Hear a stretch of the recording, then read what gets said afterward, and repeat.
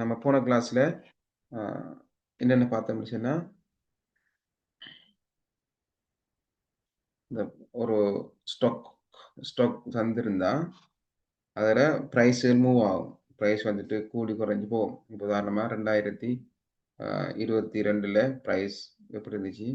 100 இருந்துச்சு.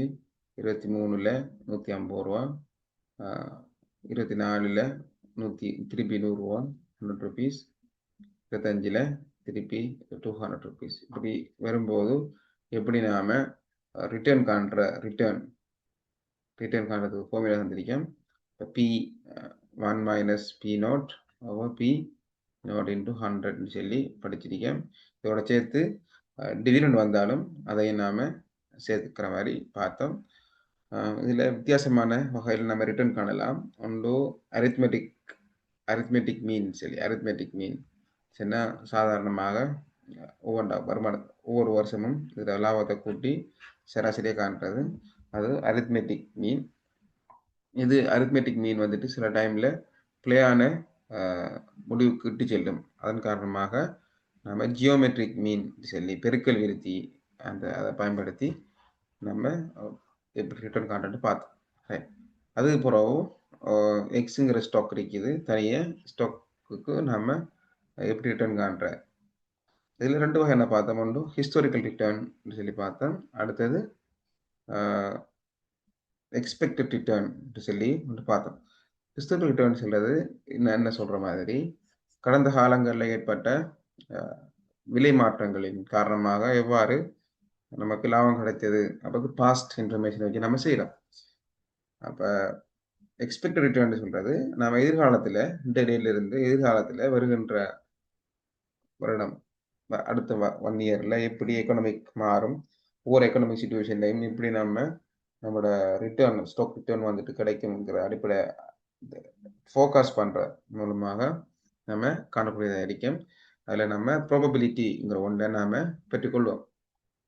சான்சஸ் சொல்லி இப்போ உங்களுக்கு தெரியும் ப்ராபபிலிட்டி எப்பயும் மொத்த ப்ராபபிலிட்டி 1க்கு சமன் இருக்கும். அது உங்களுக்கு பேசிக் நாலேஜ் இருக்கும். இதில் வந்துட்டு நாம எப்படி இதில் வந்து ரிட்டர்ன் காண்றது ரிஸ்க்னு சொல்லும் போது நாம ஸ்டாண்டர்ட் டிவியேஷன் இது மூலமாக தான் நாம ரிஸ்கை மெஷர் பண்ணுவோம். ரிஸ்க்குங்கிறது எவ்வளவோ நம்ம எதிர்பார்த்த ரிட்டர்ன்ல இருந்து எவ்வளவோ அது கூடி குறைஞ்சு போகுதுங்கிறதான அது. இதுல தனியாக எக்ஸுங்கிற ஸ்டாக்குக்கு எப்படி நாம ரிட்டர்ன் காண்ற அதில் எப்படி ஹிஸ்டரி ரிட்டர்ன் வந்தால் எப்படி காண்ற எக்ஸ்பெக்டட் ரிட்டர்ன் வந்து எப்படி காண்ற அது மாதிரி பார்த்தோம். அது மாதிரி XY என்று சொல்லி நம்ம எக்ஸில் ஒரு 50 விதமான அல்லது 20 விதமான வெல்த் நம்ம இன்வெஸ்ட் பண்றோம். வைல 80 விதமான இன்கம் நாம வெல்த் நாம இன்வெஸ்ட் பண்றோம். அப்படிங்கும்போது எப்படி நாம சொல்றது போர்ட்ஃபோலியோன்னு சொல்றோம். போர்ட்ஃபோலியோ ரிட்டர்ன் சொல்லுவோம். போர்ட்ஃபோலியோ ரிட்டர்ன்ங்கிறது வெயிட்டட் எவரேஜ் ரிட்டர்ன் இருக்கும். ஆனா போர்ட்ஃபோலியோ ரிஸ்க்குங்கிறது வெயிட்டட் எவரேஜ் ரிட்டர்ன் இல்லை. அதுக்கு இடையில உள்ள தொடர்பு எக்ஸுக்கு வைக்கு இடையில உள்ள கோரிலேஷன் மேக்சிமம் வந்துட்டு +1 ஆகவும் மினிமம் வந்துட்டு -1 ஆகவும் இருக்கும். நடுவில் 0 இருக்கும். இப்போ +1 இருந்துச்சுன்னா கடும் கோரிலேஷன் ஆகிக்கும். உதாரணமாக ரெயின்கோட் கம்பெனியில ஸ்டாக்கையும் குடை அம்பர்லா விற்கிற கம்பெனியையும் பார்த்தா ரெண்டுமே ஒரே மாதிரி தான் இருக்கும். மழை காலங்களில் இந்த 2 கம்பெனிகளும் என்ன செய்ய அதிகமான சேல்ஸ்களை கொடுக்கும். ஒரே மாதிரி இருக்கும். ரெயின்கோட் விற்றா கொடையும் விற்கிற கம்பெனியும் கூடும். மழை காலங்களில் கூடுதல் ரிட்டர்ன் தரும். அப்போ அது ரெண்டும் உதாரணமாக பாசிட்டிவான கோரிலேஷன். இன்னொன்று இதுவும் ரெயின் கோட் விற்கிற கம்பெனியும் ஐஸ்கிரீம் விற்கிற கம்பெனியும். ரெயின் கோட் விற்கிற கம்பெனி மழை காலங்களில் ரிட்டர்ன் தரும். ஆனால் ஐஸ்கிரீம் விற்கிற கம்பெனி மழை காலங்களில் நமக்கு பெரிய லாபங்களை தராது. அப்போ பார்த்தீங்கன்னா இது வந்துட்டு ரெண்டுக்கும் நெகட்டிவ். ஒன்று கூடினா ஒன்று குறையும். இப்போ ஐஸ்கிரீம் கம்பெனி லாபம் அளிக்கிற காலங்களில் ரெயின் கோட் விற்கிற கம்பெனி சேல்ஸ் குறையும். அப்போ அதனால ஒன்று லாபம் வந்தால் ஒன்று நட்டத்தை ஏற்படுத்தும். இது சொல்றது நெகட்டிவ் கோரிலேஷன். சிலதில் இருக்கு 0 0 சொன்னா பாருங்க, ஒன்று ரெயின் கோட் விற்கிற கம்பெனியா இருக்கலாம், அடுத்தது பிஸ்கெட் விற்கிற கம்பெனி. ரெண்டும் வந்துட்டு இது சம்மந்தம் இல்லை, ரெண்டு ரிட்டர்னுக்கும் சம்மந்தம் இல்லை அப்படி சொல்லி பார்க்கலாம். அப்ப எப்படியான விஷயங்கள் நாம பார்த்தோம். இப்ப நம்ம தியரி, இப்ப நம்ம பேசிக் கால்குலேஷன் எல்லாம் பார்த்துட்டு இப்ப நாம தியரிக்கு போவோம். தியரி மார்கோவிட்ஸ் என்று சொல்லுடைய மார்கோவிட்ஸ் சொல்லி அவர்தான் அந்த சம்பந்த போர்ட்போலியோ சம்பந்தமாக முதலாக இந்த உலகுக்கு ஃபோர்மலாக சொன்னவர். மார்கோவிட்ஸ் தியரின்னு சொல்லுவாங்க, மார்கோவிட்ஸ் போர்ட்போலியோ தியரின்னு சொல்லி. இப்போ அதுக்குரிய ஃபவுண்டேஷன்களை பார்ப்போம். இப்போ நம்ம பார்த்திருக்கோம் என்னது, கோரிலேஷன் ஒன்றா இருந்தா பெர்ஃபெக்ட், ரெண்டுக்கு இடையில பெர்ஃபெக்ட் கோரிலேஷன் இருந்தா என்ன நடக்கும் சொல்லி. Standard deviation of the portfolio ரிஸ்க்கு என்ன நடக்கும் சொன்னா, பெர்ஃபெக்ட் பொசிட்டிவ் சொன்னா என்னது, வெயிட்டட் எவரேஜ் எக்ஸுன்றிக்கு ஒய்ன்றிக்கு, எக்ஸுங்கிற ஸ்டாக் ஒய்ங்கிற ஸ்டாக். எக்ஸில் ஸ்டாண்டர்ட் டிவியேஷன் உதாரணமாக 1.5 எடுத்தால் ஒய்ல ஸ்டாண்டர்ட் டிவியேஷன் 2.5 எடுத்துக்கும். இப்போ எக்ஸில் 50 வீதமும் ஒய்ல 50 வீதமும் இன்வெஸ்ட் பண்ணியிருந்தாருன்னா, இப்போ கோரிலேஷன் பெர்ஃபெக்ட் ஒன்னுங்கிறதுனால நம்ம இதில் வெயிட்டட், இப்போ வெயிட்டட் எவரேஜ் தான் நம்ம பாருங்க, 50 வீதம் தர 1.5 ப்ளஸ் இப்போ இதில் இந்த மாதிரி இதில் 50 வீதம் தர 2.5 இதுக்கு சமன் அறிக்கும். எப்போ இருந்துச்சுன்னா கோரிலேஷன் 1 அறிக்கும் போது. மற்ற டைமுகளில் கோரிலேஷன் வந்துட்டு ஸ்டாண்டர்ட் டிவியேஷன் வந்துட்டு இது மற்ற டைமுகளில் என்ன அறிக்கும்னுச்சுன்னா இந்த ஃபார்முலா பாவிச்சு வரக்கூடிய மாதிரி இருக்கும். ரைட். இப்போ பாருங்க, போர்ட்ஃபோலியோ ரிட்டர்ன் பெர்ஃபெக்டாக இருக்கு. இப்போ 0 என்னது பாசிட்டிவ் 1 இருக்கு. இப்போ பாருங்க, இது வந்துட்டு எக்ஸுங்கிற வெயிட் டபிள்யூஎஸ்ங்கிறது எக்ஸில் வந்துட்டு 1 இங்கே காணப்படுது. 1ன்னு சொன்னால் வையில் 0 வரைக்கும். ஏன்னா அது வெயிட்டுங்கிறது என்ன, வெயிட் 1ங்கிறது 100 வீதமும் எக்ஸுக்கு நம்ம அலோகேட் பண்ணுறோம் வெல்த்துகளை வெயிட்.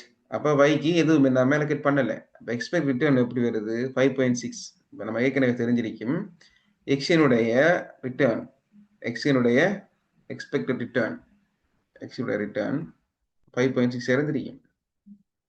சரியானு. அது மாதிரி எக்ஸினுடைய ஸ்டாண்டர்ட் டிவியேஷனும் எத்தனை இருக்கும், 5.2 இருந்திருக்கும். சரியானே. அப்போ போர்ட்ஃபோலியோ ரிட்டர்ன் பார்த்தீங்கன்னு சொன்னால் என்ன இருக்குது, எக்ஸுக்கு எல்லாத்தையும் எக்ஸில் நீங்கள் இன்வெஸ்ட் பண்ணீங்கன்னு சொன்னால் பாருங்க, அவருடைய எக்ஸ்பெக்ட் ரிட்டர்ன் இன்றைக்கு இங்கே வந்துட்டு எக்ஸ்பெக்டட் ரிட்டர்ன், இங்கே வந்துட்டு ஸ்டாண்டர்ட் டிவியேஷன் பார்த்தீங்கன்னா இங்கே பாருங்க, எக்ஸ்பெக்ட் ரிட்டர்ன் 5.6 அடிக்கும் போது 5.6 அடிக்கும் போது ஸ்டாண்டர்ட் டிவியேஷன் ரிஸ்க் வந்துட்டு இவ்வளோ தெரிவிக்குது. சரியா. அதே மாதிரி ரெண்டாவது சிச்சுவேஷனை பார்ப்போம். இப்போ எக்ஸுங்கிற ஸ்டாக்ல எந்த இன்வெஸ்ட்மெண்ட்டும் செய்யலை, ஆனால் இருக்கிற சொத்து எல்லாத்தையுமே காசு எல்லாத்தையுமே நாம ஒய்ங்கிற இன்வெஸ்ட்மெண்ட்ல ஸ்டாக்ல போடுறோம். இப்போ நமக்கு ஒய்ல எக்ஸ்பெக்டட் ரிட்டர்ன் 2.6, ஒய்யினுடைய ஸ்டாண்டர்ட் டிவியேஷன் ரிஸ்க் வந்துட்டு 3.5 இருக்குது. அப்போ பாருங்க, எனக்கு ஒய் எக்ஸ்பெக்ட் ரிட்டர்ன் எத்தனை 2.6 இருக்குது. 2.6 கொடுத்து வரும் இருக்குது. அது மாதிரி ஒய் வந்து ஸ்டாண்டர்ட் டிவியேஷன் வந்துட்டு 3.5 இருக்குது. இப்போ இதுதான் ஒய் புள்ளி, இது எக்ஸ் புள்ளி, எக்ஸில் ரிட்டர்ன். இப்போ நம்ம இதனுடைய போர்ட்ஃபோலியோ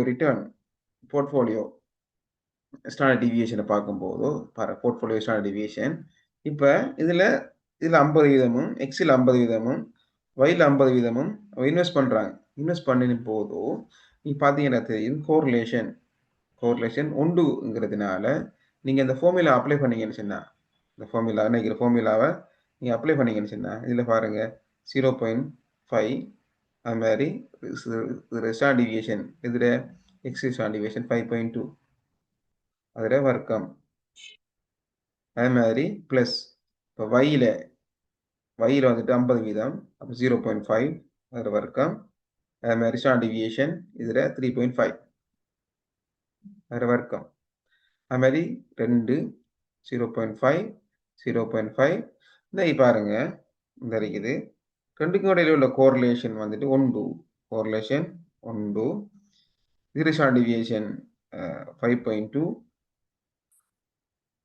அது மாதிரி இதில் ஸ்டாண்டர்ட் டிவியேஷன் 3.5 நீங்கள் பார்த்தீங்கன்னு சொன்னால் எதுக்கு சமனாக இருக்குன்னு சொன்னால் எதுக்கு சமனாக இருக்குன்னு சொன்னால் என்னது வெயிட் டைவருக்கு சமனாக இருக்கும் இன்னைக்கு இது சமனாக இருக்கும். இப்போ நம்ம ரெண்டு வகையில் பார்க்கலாம். ஒன்று the expected return of the portfolio இதில் டபிள்யூ இதில் வெயிட் இதை நம்ம எக்ஸ்டர்னல் இதை பார்த்தீங்கன்னா நீங்கள் ஏற்கனவே நான் பார்த்துருக்கேன் போர்ட்ஃபோலியோ ரிட்டர்ன் இந்த போர்ட்ஃபோலியோ ரிட்டர்ன் கான் எப்படின்னு சொல்லி பார்த்துருக்கேன். அப்படி பார்த்தீங்கன்னு சொன்னால் வேறு அது மாதிரி தான் போர்ட்ஃபோலியோ ரிட்டர்ன் கான் போர்ட்ஃபோலியோடைய ரிஸ்க்கு காண்ற ஃபார்முலா. அப்படி பார்த்தீங்கன்னு சொன்னால் இன்னைக்கு பாருங்கள் போர்ட்ஃபோலியோ ரிட்டர்ன் எக்ஸ்பெக்டட் ரிட்டர்ன் வந்துட்டு 4.6 ஆகவும் ஸ்டாண்டர்ட் டிவியேஷன் அதில் ரிஸ்க் வந்துட்டு 4.35 ஆகும் இருக்கும். நம்ம எப்படி கால்குலேட் பண்ணுறங்கிற விஷயத்தை நம்ம போன கிளாஸில் பார்த்துருக்கேன். அதுக்குரிய எக்ஸல் ஃபைலையும் நான் உங்கள்கிட்ட ஷேர் பண்ணியிருக்கேன். நீங்கள் அந்த வெல்யூஸை மட்டும் மாற்றி மாற்றி பார்த்தீங்கன்னு சொன்னால் உங்களுக்கு தெரியவே இருக்கும். இப்படி பார்க்கும்போது நீங்கள் பாருங்கள் இந்த பாருங்கள் இப்போ தனியாக எக்ஸில் இன்வெஸ்ட் பண்ணினா வார பாயிண்ட் தான் இது. தனியாக வயல மட்டும் இன்வெஸ்ட் பண்ணினா வார பாயிண்ட் தான் இது. இப்போ போர்ட்ஃபோலியோ வரும்போது பாருங்க இதுல அரைவாசி எக்ஸில் அரைவாசி வயல அரைவாசி அப்படி வரும்போது என்ன நடந்திருக்குன்னு சொன்னா நடுவில் வருது இங்க பாருங்க 4.1 4.1 கமா ரிஸ்க் பார்த்தீங்கன்னா 4.35 என்ன ரிஸ்க் பாருங்க ரிஸ்க் இடத்திலிருந்து இந்த ரிஸ்க் வந்துட்டு குறைஞ்சிருக்குது சரியான வயிற ஓரளவு கூடிருக்கு. பொதுவாக ஓவரால் ரிஸ்க் வந்துட்டு குறைஞ்சிருக்குது. போர்ட்ஃபோலியோ ரிஸ்க் வந்துட்டு குறைஞ்சிருக்குது. அதே மாதிரி ரிட்டர்னும் ஓரளவு என்னது குறைஞ்சிருக்குது. சரியா? இப்போ இது வந்துட்டு பாருங்க பெர்ஃபெக்ட் பண்ண இருக்கும் போது பெர்ஃபெக்ட் ஒன் ரெண்டு கடையில் கடும் உறவு இருக்குது. உதாரணமா ரெயின்கோட் விற்கிற கம்பெனியும் கொடை விற்கிற கம்பெனியும் இப்படி இருக்குது. ஆனால் இந்த சுச்சுவேஷனை பாருங்க மாற்றி பார்ப்போம். இந்த இருக்குது என்னது ரெண்டுக்கு இடையில உள்ள கோரிலேஷன் இணைவு சரியான கோரிலேஷன்ங்கிறது இணைவுங்கிறது -1 ஆயினா சரியான ஆயினா இது பாருங்க இதுல இருந்து மாற்றமும் இல்லை. எக்ஸில் நாம முழுமையா போட்டோம்னா வையில 0 அப்போ எக்ஸ்பெக்டட்ல எந்த மாற்றமும் இல்லை. ஸ்டாண்டர்ட் எந்த மாற்றமும் இல்லை. நீங்க பாருங்க 5.6ம் 5.2ம் அதே மாதிரி இருக்கு. நீங்க பார்த்தீங்கன்னா தெரியும் உங்களுக்கு. சரியா? அதே மாதிரி நம்ம எல்லா சொத்துக்களையும் கொண்டு வயில போடுறோம். வயில போட்டா எக்ஸுக்கு எதுவும் இல்லை. ஆனால் வயில தான் எல்லாத்தையும் கொண்டு போடுறோம். அப்போ 2.6 சரியா 2.6 எக்ஸ்பெக்ட் ரிட்டர்ன் வருது. அதே மாதிரி இதில் போர்ட்ஃபோலியோ ஸ்டாண்டர்ட் டிவியேஷன் 3.5 எந்த மாற்றமும் இல்லை. இப்போ நான் பார்ப்போம் இப்போ இதில் அரைவாசி பார்ப்போம். இந்த பார்த்த மாதிரி எக்ஸில் அரைவாசியும் வயில அரைவாசியும் நான் போட்டோம்னு சொன்னால் ஃபார்முலா யூஸ் பண்ணீங்கன்னு சொன்னால் பாருங்க இதில் எந்த மாற்றமும் இல்லை. 4.1 தான் இருக்கு. இங்கே பாருங்க 4.1 இருக்குது. ஆனால் ஸ்டாண்டர்ட் டிவியேஷனை பாருங்க இது 3.5 இருக்கு. இதில் 3.5 4.3.5 இருக்கு. ஆனால் அஞ்சு பாருங்க என்ன நடந்துருக்கு. என்ன அப்சர்வ் பண்றீங்க? இப்போ குறைஞ்சிருக்கா கூடிருக்குதா சொல்லுங்க பாப்போம். இப்போ -1 வரும்போது போர்ட்ஃபோலியோ ரிட்டர்ன்ல எந்த மாற்றமும் இல்லை. ஆனால் போர்ட்ஃபோலியோ ரிஸ்கில் வந்துட்டு பாரியளவான வீழ்ச்சி இருக்குது. அப்போ நம்ம இது நம்ம ஏற்கனவே ப்ளோட் பண்ணினது -1 இருக்கும்போது பாருங்க -1 இருக்கும்போது இது தனியாக எக்ஸில் மட்டும் போடுறோம். இது தனியாக வயில மட்டும் போடுறோம். இப்போ இதில் ஆளுக்கு அரைவாசி நம்ம போட்டோம்னு சொன்னால் ரைட் இதில் அரைவாசி எக்ஸில் அரைவாசி வயல அரைவாசி போட்டோம்னு சொன்னால் இந்த பாயிண்ட்டுக்கு வருது. எப்படின்னா 4.1 ஆனால் போர்ட்ஃபோலியோ ஸ்டாண்டர்ட் டிவியேஷன் வந்து 0.85 இந்த அடிப்படையில் வருது. இந்த பாயிண்ட்டுக்கு வருது.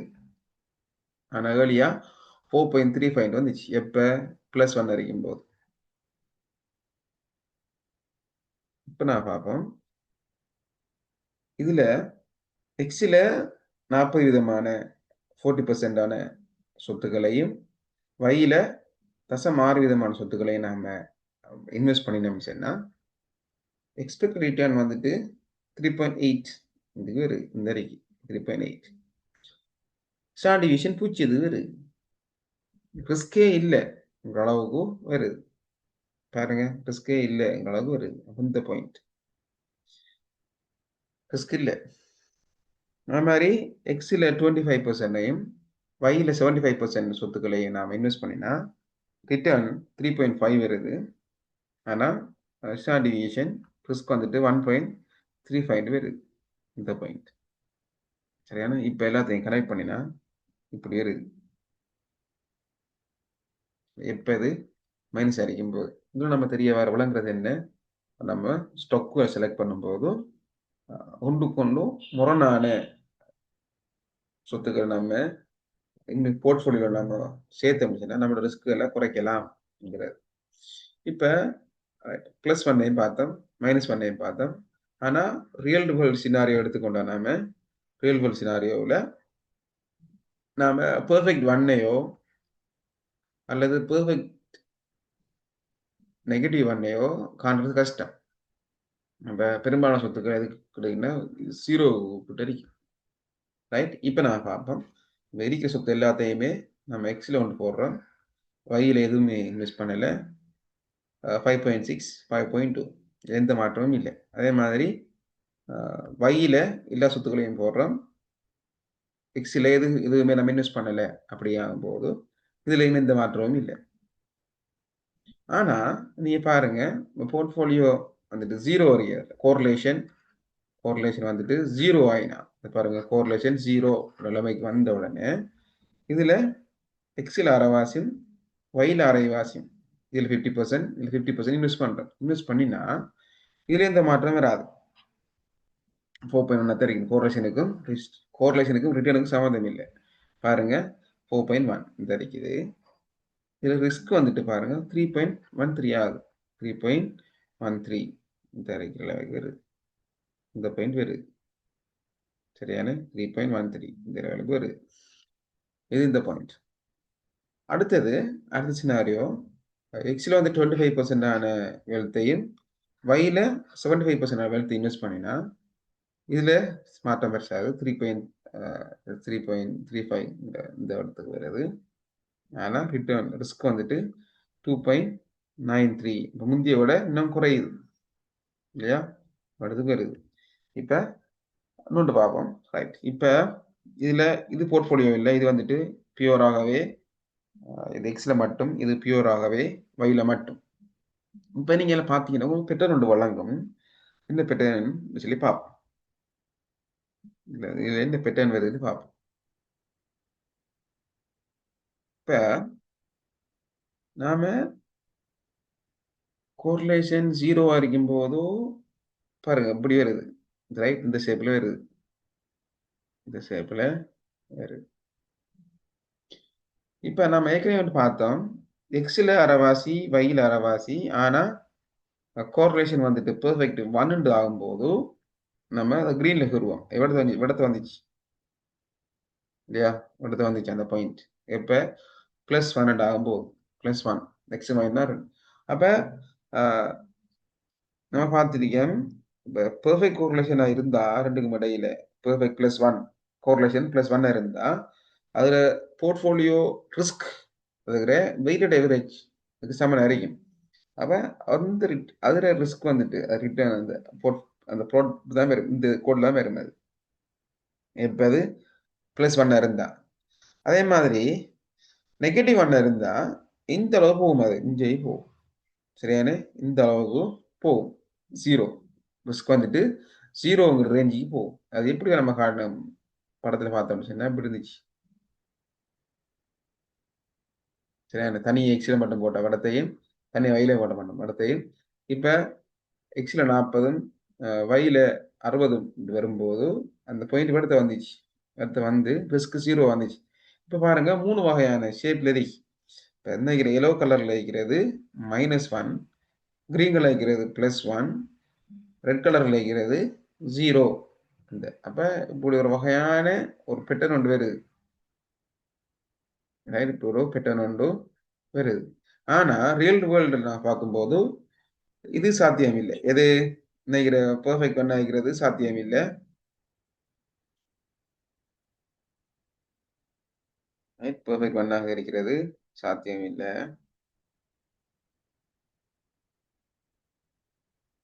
பெர்ஃபெக்ட் பண்ண சாத்தியம் இல்லை. ஆனா பெர்ஃபெக்ட் நெகட்டிவ் வைக்கிற சாத்தியம் இல்லை. அது எந்த அளவு வரும்னு சொன்னா இப்ப இப்படி வரலாம். இப்ப இப்படி இப்படி வரலாம். அதே மாதிரி இப்படி வரலாம். இல்லையா? இதுவும் சரியான எக்ஸ்ட்ரீம். உலகத்துல நாம காண இயலாது. ரியல் வேர்ல்டுல காண இயலாது. இதுவும் நாம காண இயலாது. அப்ப ஒரு அளவு என்ன பாசிட்டிவோட கொஞ்சம் கூடியிருக்கலாம். பாசிட்டிவோட சரி ஜீரோவோட கொஞ்சம் குறையிருக்கலாம்.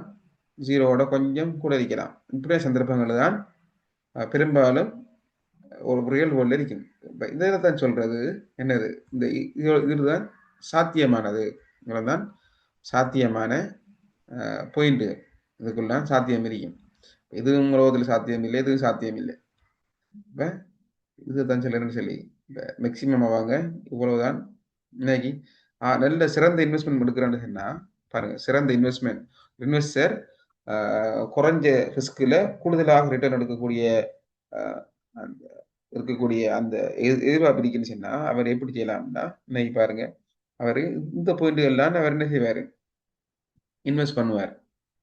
இந்த பாயிண்ட் எல்லாம் இன்வெஸ்ட் பண்ணுவார். பாருங்க இதுலதான் என்ன, இதுலதான் இந்த பாயிண்ட்கள்ல தான் குறைஞ்ச ரிஸ்க்குக்கு எடுக்கிற ரிஸ்க்குக்கு பாருங்க, ரிஸ்க் கூட கூட கூட கூட அது ரிட்டர்ன் கூட்டிட்டு போகுது. இதை சொல்றது எஃபிஷியன்ட் ஃப்ரண்ட் டயர் சொல்லுங்க. எஃபிஷியன்ட் ஃப்ரண்ட் டயர் இவருக்கு இடத்த ரிட்டர்ன் எடுக்கிறது சாத்தியம் இல்லை. எந்த பாயிண்ட்லயோ இந்த பாயிண்ட்லயோ இந்த பாயிண்ட்லயோ இந்த பாயிண்ட் எடுக்க சாத்தியம் இல்லை. ஏன்? இதுதான் இந்த இன்றைக்கிற கோடுகள் நினைக்கிற புள்ளி, இந்த கோல் நினைக்கிற புள்ளிகள்ல தான் அவரால் சாத்தியமான ரிட்டர்ன்கள் எடுக்க முடியும். எப்ப குறைந்த ரிஸ்க்ல இந்த குறிப்பிட்ட இந்த ராவத்தை எடுக்கிறேன்னு சொன்னா அவரு எதிர்கொள்ள வேண்டிய குறைந்த ரிஸ்க் என்னன்னு சொன்னங்கிறது இந்த இதுல இருக்கும். ஆனா பண்ணி யோசிக்கலாம், இதுக்குள்ள போட்டா இந்த பாயிண்ட் வச்சுக்கோமே, இந்த பாயிண்ட் வந்துட்டு எஃபிஷியன்ட் இல்லை. ஏன் பாருங்க, இந்த பாயிண்ட்ல ரிட்டர்ன் இந்த பாருங்க இந்த அளவு ரிஸ்க் எடுக்க இந்த அளவு ரிஸ்க் எடுக்க. ஆனா இந்த பாயிண்ட் பார்த்தா இந்த ரிஸ்க் இந்த அளவு ரிஸ்க்ல இவருக்கு 4 தான் ரிட்டர்ன் எடுக்கலாம். ஆனா பாருங்க இன்னொரு ஸ்டாக் இடத்த இது 5 ரிட்டர்ன் தருது. அப்ப 4 விட 5 பெட்டர். அப்பதான் சாத்தா சொல்றது இந்த உள்ளுக்குறிக்கிற பாயிண்ட் எதுவுமே எஃபிஷியன்ட் இல்லை, சாத்தியம் இல்லை. அதே மாதிரி நினைக்கிற கோடு இத்தனை இந்த எஃபிஷியன்ட் ஃப்ரண்டர்ங்கிற கோட்டுக்கு மேலதிக மேலே வைக்கிற எந்த பாயிண்ட்டும் சாத்தியம் இல்லை. சரியானே? சாத்தியம் இல்லை. அது சாத்தியம் இல்லைன்னு சொன்னா அது என்னது வாய்ப்பு இல்லை. ஆனா இதுக்கு என்ன, இது சாத்தியம் இருக்குது. ஆனா அது சிறந்த தீர்மானம் இல்லைங்கிறதா சொல்ல வருது. இதுதான் மார்க்கோவிட்ஸ் போர்ட்ஃபோலியோட நமக்கு சொல்ல வர விஷயம். நம்ம இந்த ஸ்லைடில் பாருங்க என்ன சொல்லிருக்கி. Portfolio expected return standard deviation and correlation வரும்போது சமரி என்ன சமரின்னா நவ் ஏற்கனவே நான் சொன்ன பிங்கிறது வந்துட்டு நெகட்டிவ் அந்த ஷேப்ல போகும். ஞாபகம் இருக்குன்னு நினைக்கிறேன் உங்களுக்கு. பாருங்க, எக்ஸுங்கிற மட்டும் போட்ட அப்படி இருக்கி, ஒயில மட்டும் போட்டு இப்படி ஒதுக்கி கோரிலேஷன் 1 இருந்தா அது கோடு இப்படி வருது. அதே மாதிரி கோரிலேஷன் நெகடிவ்ல இருந்தா இது வரைக்கும் வருது. ரைட்? அப்ப அந்த புள்ளிகள் நெகடி வைக்கும் போது இப்படி வரும். அப்ப இப்படி இதுல நாம கனெக்ட் பண்ண இப்படி ஆகுது. 0 இருந்தா கோரிலேஷன் 0 இருந்தா இந்த பொருட்களை வருது. இதான் சொல்ல வர விஷயம். பாருங்க சமரியை பார்ப்போம். Therefore, the standard deviation, அதாவது risk of a portfolio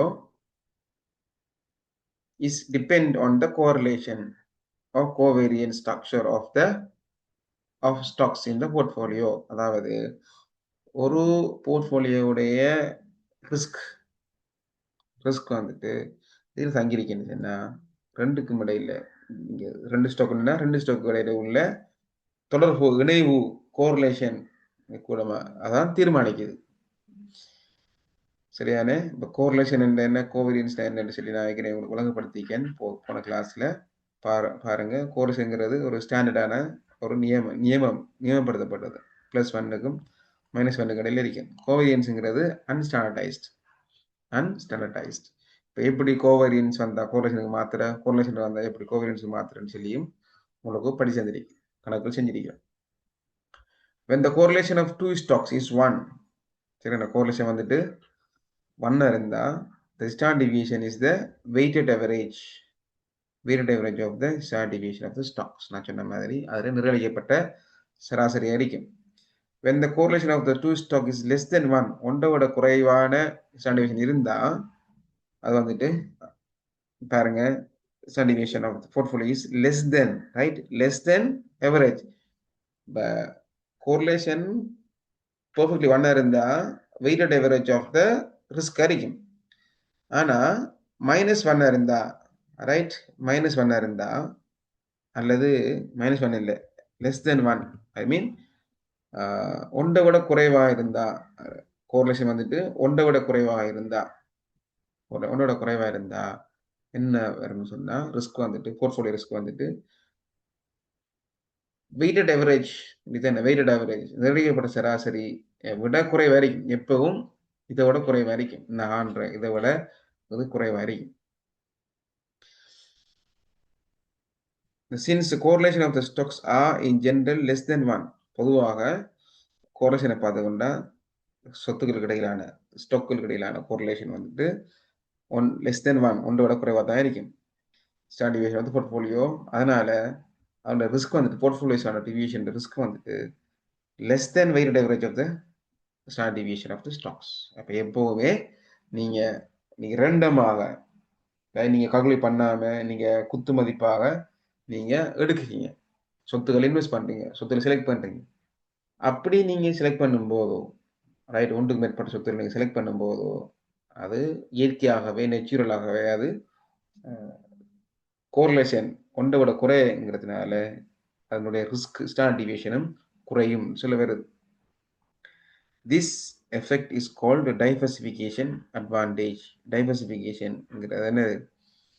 diversification சொன்னால் ஒன்றில் இருந்து எல்லாத்தையும் கொண்டு, எல்லா சொத்துக்களையும் கொண்டு ஒரு இடத்துல இன்வெஸ்ட் பண்ணாமல் சொத்துக்களை, என்ன காசுகளை வெவ்வேறு வழிகளில் நாம் இன்வெஸ்ட் பண்ணுறோம். உதாரணமாக கொஞ்சம் காசு எடுத்து கோல்டில் இன்வெஸ்ட் பண்ணுவாங்க, சில காசை வந்துட்டு ஸ்டாக்கில் இன்வெஸ்ட் பண்ணுவாங்க, சில காசை வந்துட்டு பிட்காயினில், கிரிப்டோவில் இன்வெஸ்ட் பண்ணுவாங்க, சில காசை எடுத்து ஃபிக்ஸ்ட் டிபாசிட்டில் போடுவாங்க, ரைட், சில காசை கொஞ்சம் காசை எடுத்துட்டு அப்பார்ட்மெண்ட் வாங்கி போடுவாங்க, சில காணி வாங்கி போடுவாங்க, ரைட், இப்படி வச்சிருப்பாங்க. எல்லா காசையும் கொண்டு உதாரணமாக பிட்காயினில் போட்டால் பிட்காயின் வந்துட்டு பிட்காயின் கிரிப்டோவில் போட்டால் எல்லா காசையும் கொண்டு போட்டால் என்ன செய்யும்? லாபம் தான் வெறும், நட்டம் வந்தீங்கன்னா எல்லாமே ஒரே இரவில எல்லாத்தையுமே சைபர் ஆயிரும் கிரிப்டோ. அப்படி ரிஸ்கான எல்லாமே இருக்கு.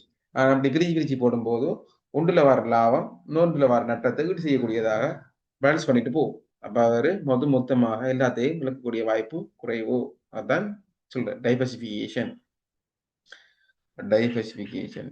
அதுல தமிழை கொஞ்சம் பார்த்துக்கொள்ளுங்க. டைவர்சிஃபிகேஷன் பல்முகப்படுத்தல் தான் அது, ரைட், பல்முகப்படுத்தல், பல்முகப்படுத்தல்.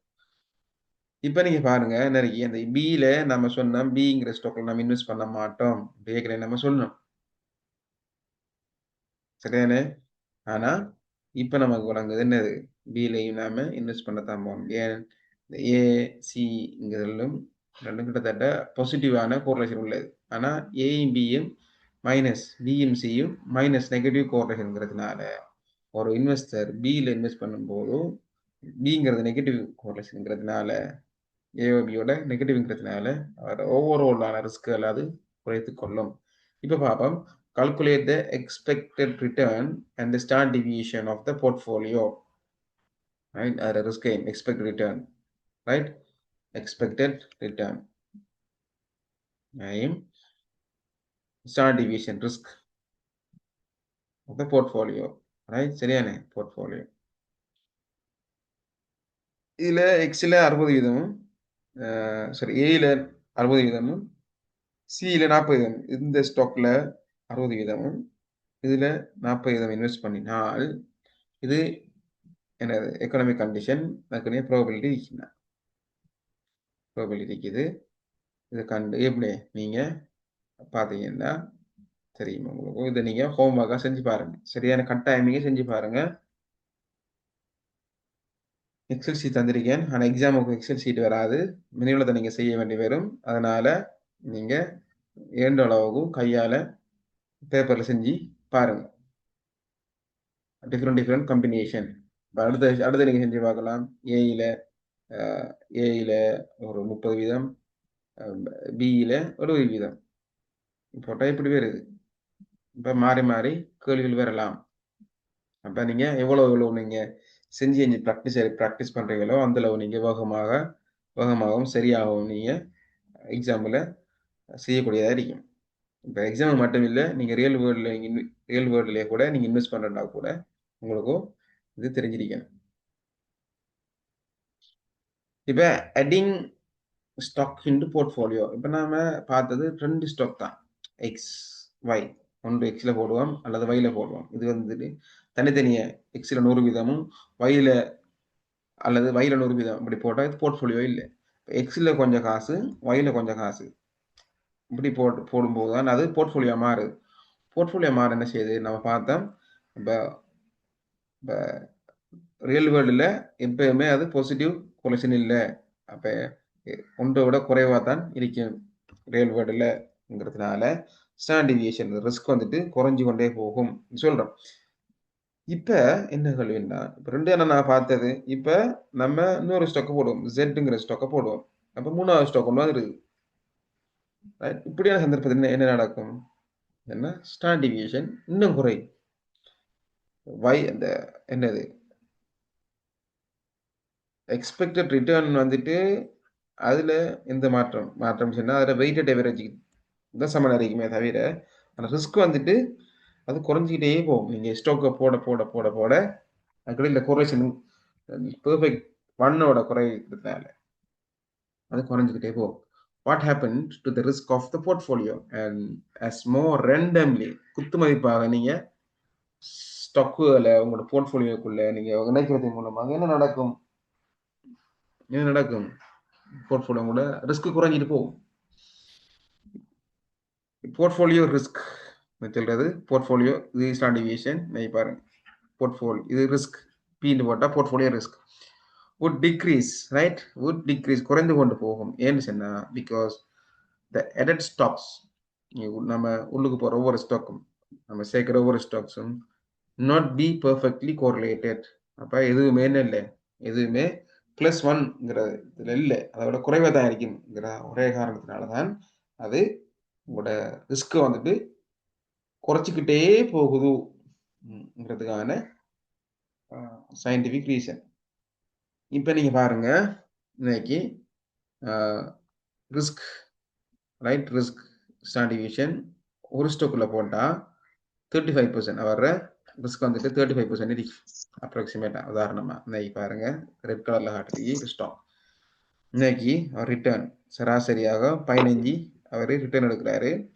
இப்போ அவர் ரிட்டர்ன் ரேஞ்ச் இது பார்த்தீங்கன்னா என்னது ரிட்டர்ன் ரேஞ்ச் வந்துட்டு அவருக்கு கூடுதலாக இருக்கு பெரிய வைடாக இருக்குது சரியான உயரம் இல்லை உயரம் இது சொல்றது ஃப்ரீக்குவன்சி ஃபங்க்ஷனை சொல்லுவோம் இப்போ நிறைய டைம் அவருக்கு கிடைக்காது சரியானே ஆனால் ரிஸ்க்கு கூட 2 ஸ்டாக் எடுத்துக்கொண்டா எல்லோ கலர் அடிக்க பாருங்க இது கொஞ்சம் குறையுது அகலம் கொஞ்சம் குறையுது இப்போ ஸ்டாண்டர்ட் டிவியேஷன் என்னது அந்த பாருங்க ஒரு ஸ்டாக் எடுக்கும்போது அவர் ரிட்டர்ன் வந்துட்டு மைனஸ் வரையும் போகுது மைனஸ் இந்த ரேஞ்சுக்கு போகுது இந்த ரேஞ்சுக்கும் போகுது ஆனால் 2 ஸ்டாக் போகும்போது அவர பாருங்க குறையுது அவர் குறைஞ்சிருக்குது இன்னும் மெனி ஸ்டாக்ஸில் போடும்போது பாருங்க இது கூட ஃப்ரீக்வன்சி கூட என்ன சந்தர்ப்பங்கள் 15ங்கிறதுல வாய்ப்பு கூட ஆனால் என்னது ரிஸ்க்கை பாருங்க ரிஸ்க் வந்துட்டு அவர் மேக்சிமம் எந்த அளவுக்கு போவார்ல 30 +30 -60 சரி -30 +30 இந்த ரேஞ்சுக்கெல்லாம் நிற்பார் நான் சொல்றது பாருங்க மினி ஸ்டாக்ல போடும்போது அவர் ஸ்டாண்டர்ட் டிவியேஷன் 20 அந்த ரேஞ்சுக்குள்ள இருக்குமா அப்படின்னு சொல்லி சொல்லார் இந்த 20 பெரும்பாலும் சரிதானே? இப்போ risk versus number of stock portfolio. இப்போ பாருங்க, ஒரே ஒரு ஸ்டாக்கை தான் வச்சுக்கிறாரு. ஒரே ஒரு ஸ்டாக் வச்சுக்கிறாரு. இப்போ ஒரே ஒரு ஸ்டாக் வச்சதுனால அவர் ரிட்டர்ன் வந்துட்டு ரிஸ்க் வந்துட்டு 35 இந்த சொல்லப்படுற இந்த சரி 35 அவருக்கு பெற்றுக்கொள்ள முடியுது. ரிஸ்க் ஒன்றுலாம் வச்சுக்க ஒன்றே ஒன்று. இப்போ இன்னொரு ஸ்டாக் போடுறாரு, ரெண்டாவது ஸ்டாக்கை எடுத்து வராரு. வந்தும்போது அவருக்கு ரிட்டர்ன் வந்துட்டு ரிஸ்க் வந்துட்டு குறையுது. அடுத்து வருது ரிஸ்க். இன்னும் கொஞ்சம் போறாரு, ரிஸ்க் அடுத்து வருது. இப்படி ஸ்டாக்குகளை எட் பண்ணும்போது எட் பண்ண பண்ண பண்ண பண்ண அவருக்கு அந்த ரிஸ்க் வந்துட்டு குறைஞ்சிட்டே வருது. பாருங்க, குறைஞ்சி கிட்டத்தட்ட 40 ஸ்டாக் வரும்போது அவரு மேக்சிமம் என்ன செய்யலாம், மேக்சிமம் அதை குறைச்சிக்கூடக்கூடிய அறிக்கை. இன்னும் அவர் ஸ்டாக்கை கூட்டிட்டு போனாருன்னு சொன்னா அவருக்கு மேக்சிமம் 20% வரை தான் அவருக்கு குறைக்கக்கூடிய அறிக்கை. பூஜ்ஜியமாகக்கூடிய வாய்ப்பு இருக்கா அவருக்கு? பாருங்க, அப்போ இந்த கிராஃபை பாருங்க. இவருக்கு ஒரு ஸ்டாக், ஒரு தனி நபர் உங்களை எடுத்துக்கொண்டா, இப்போ நீங்க படிச்சிருக்கீங்க. இப்போ ஸ்டாக்குகளை நாம போர்ட்ஃபோலியோக்குள்ள பூத்த புதிய ஸ்டாக்குகளை பூத்த ரிஸ்க் குறைஞ்சிட்டு வந்துட்டு அதனால ஜீரோவை மாற்ற முடியுமா? ஜீரோவுக்கு லெவலுக்கு கொண்டு வரலுமா ரிஸ்க? சொல்லுங்க பாப்போம். அந்த இன்வெஸ்டரால ரிஸ்க் வந்துட்டு பூஜ்ஜியமாக்க முடியுமா?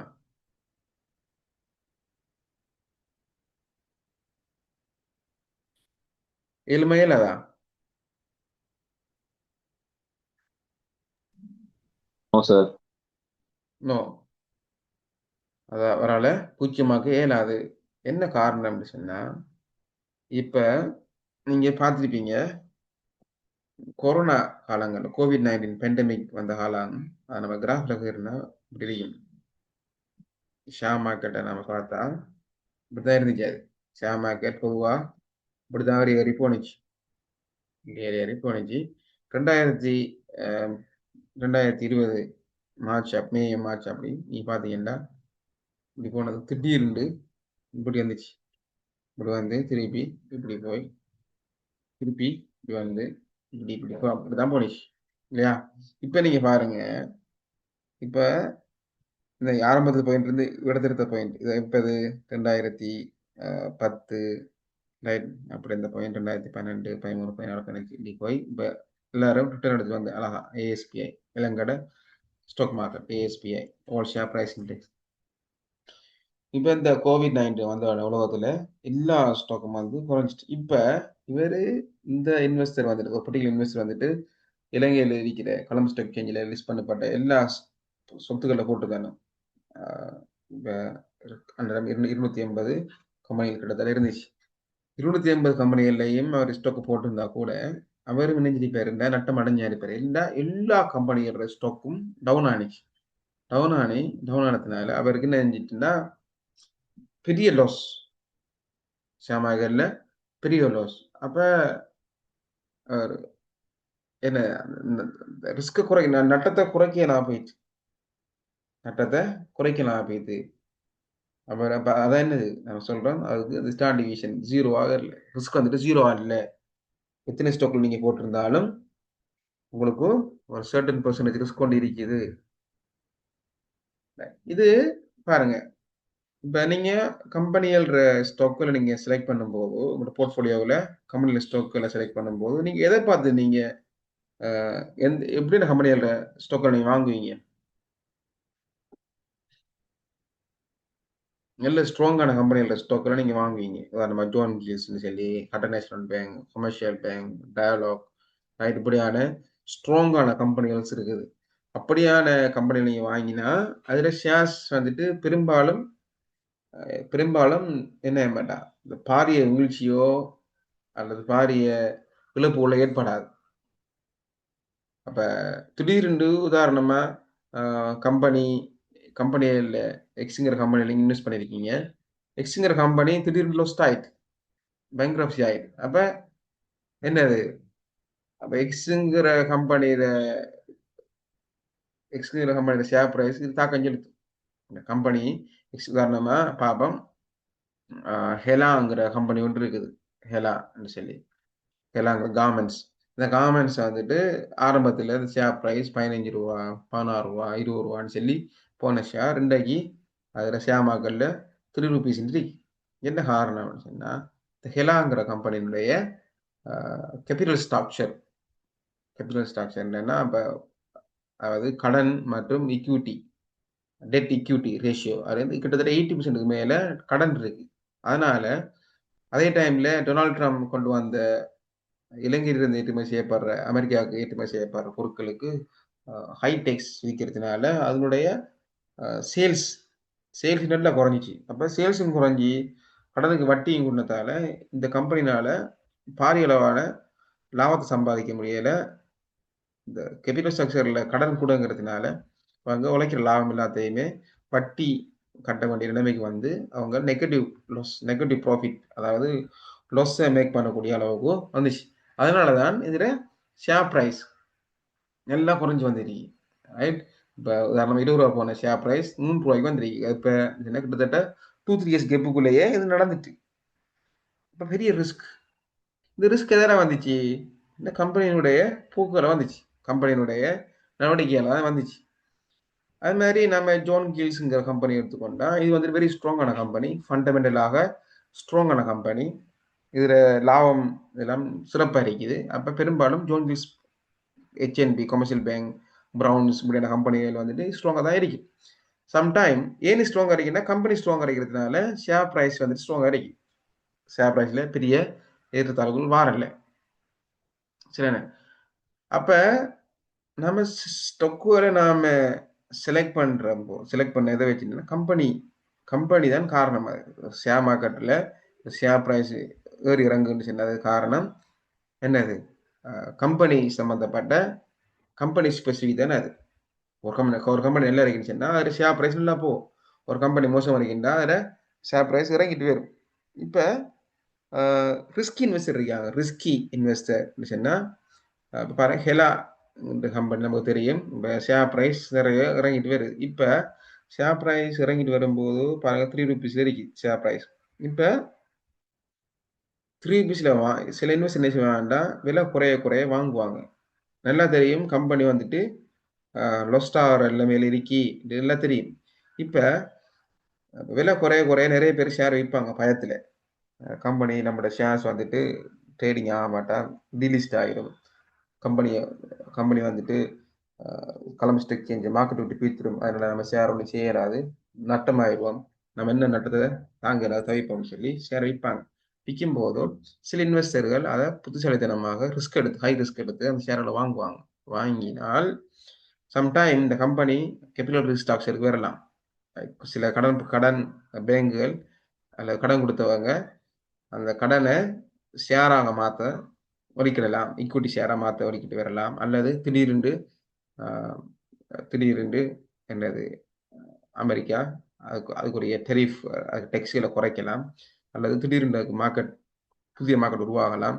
அல்லது புதிய மேனேஜ்மெண்ட் ஒன்று உள்ளுக்கு வரலாம்.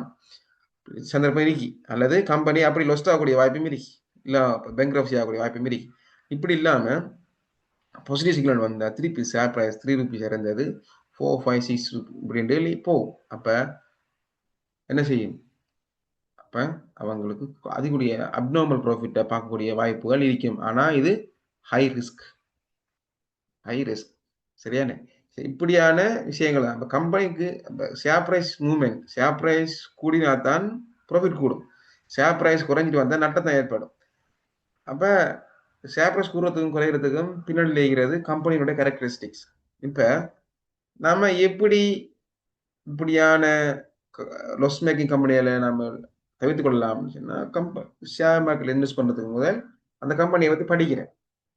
கம்பெனி அனுவல் ரிப்போர்ட்டை எடுத்து இதில் ரெவன்யூ என்ன, இதில் க்ரோஸ் ப்ராஃபிட் என்ன, நெட் ப்ராஃபிட் என்ன, இதில் எக்யூட்டி எவ்வளோ இருக்குது, அது மாதிரி டெட் எவ்வளோ, கடன் எவ்வளோ இருக்குது, இதில் பிஸ்னஸ் போர்ட் ஆஃப் டைரக்டர்கள் யார் இருக்கிறாங்க, அடுத்தது எந்த மார்க்கெட்டுக்கு எக்ஸ்போர்ட் பண்ணது, இந்த ப்ராடக்ட் வந்துட்டு எதிர்காலத்தில் போகிறது வாய்ப்பு இருக்கா இல்லையா எல்லாத்தையும் ஸ்டடி பண்ணி போட்டு நாம் என்ன செய்யலாம் ஸ்டாக்குகளை உள்ளுக்கு போடலாம். இருந்தாலும் பெண்டமிக் போன்ற கோவிட்-19 அல்லது சூறாவளியோ அல்லது பெரிய பொருளாதார தடைகளோ யுத்தங்களோ ஏற்பட்டால் அது கம்பெனி எவ்வளவுதான் ஸ்ட்ராங்காக இருந்தாலும் அந்த கம்பெனினால என்ன ஷேர் பிரைஸை தாக்கு என்னது வச்சிருக்கலாம். அப்படியே சந்தர்ப்பம் தான் இதில் ஏற்பட்ட சந்தர்ப்பம் இதில் நடந்தது. இப்போ எவ்வளோதான் ஸ்ட்ராங்கான கம்பெனியில் இருந்தாலும் திடீர்னு எல்லா கம்பெனியோட ப்ரைஸும் திடீர்னு விழுந்துச்சு. ரைட், இது வந்துட்டு கம்பெனி காரணம் இல்லை. இப்படி இந்த வீழ்ச்சிக்கு கம்பெனி காரணம் இல்லை. ஆனால் இந்த ஹெலாங்கிற கம்பெனியோட நீங்கள் ஷேர் எடுத்துக்கொண்டா திடீர்னு வீழ்ச்சி ஏற்படுத்தி அது காரணம் வந்துட்டு கம்பெனி தான் காரணம். கம்பெனி வீக்காக தான் காரணம். ஆனால் இந்த பாருங்க ஜான் கில்ஸ் கமர்ஷியல் பேங்க் இப்படியான கம்பெனிகளோட ஷேர் கூட கீழே விழுந்துச்சு. அதுக்கு காரணம் வந்துட்டு கம்பெனி அல்ல. அது காரணம் என்னன்னா அது மார்க்கெட் அல்லது இந்த குளோபல் பேண்டமிக் அல்லது ஒவ்வொரு விஷயம் அது கட்டுப்படுத்த இயலாத ரைட் உங்களால கட்டுப்படுத்த இயலாத காரணங்கள் அறிக்கலாம். கம்பெனி மேனேஜ்மெண்ட்னால கட்டுப்படுத்த இயலாது, அரசாங்கத்தினால கட்டுப்படுத்த இயலாது. இது உலக ஜியோ பொலிட்டிக்கல் விஷயங்கள் தாக்கம் செலுத்தும். இப்படியான விஷயங்கள் தான் அந்த ரிஸ்கை வந்துட்டு பூச்சியமாக்க இயலாம இருக்கிறதுக்கான காரணம். அதனால தான் இது பூச்சியத்துக்கு கொண்டு வர இயலாது ரிஸ்கை இதை செல்றது. அப்போ நாம 2 வகையான ரிஸ்க் இருக்கு. ஒன்று பாருங்க, இப்போ 35% இருக்கிற ரிஸ்கை கொண்டாந்து நாம இத்தனை மாற்றிக்கணும், 20க்கு மாற்றிக்கணும், இப்படி குறைச்சிருக்கோம்.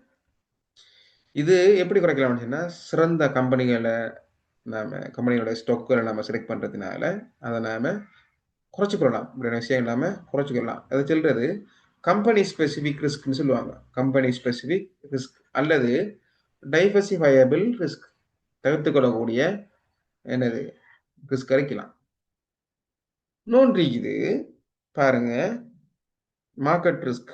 இந்த போர்ஷன் வந்துட்டு தவிர்க்க இயலாத ரிஸ்க். இதை சொல்றது மார்க்கெட் ரிஸ்க்னு சொல்லுவோம். மார்க்கெட் ரிஸ்க் இது வந்துட்டு குறிப்பிட்ட கம்பெனிக்கு இல்லை, எல்லா கம்பெனிக்கும் இது மார்க்கெட்ல என்னென்ன கம்பெனி எல்லாம் இருக்குதோ அந்த கம்பெனி எல்லாத்துக்குமே இந்த ரிஸ்க் பொதுவானது.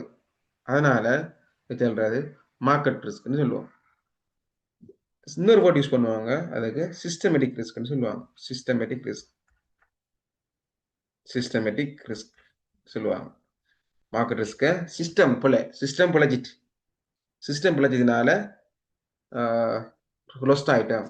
இப்போ 2022 ஆரம்ப கால பகுதி நீங்க பார்த்தீங்கன்னா இலங்கையில் பொருளாதார நெருக்கடி காலங்களில் நிறைய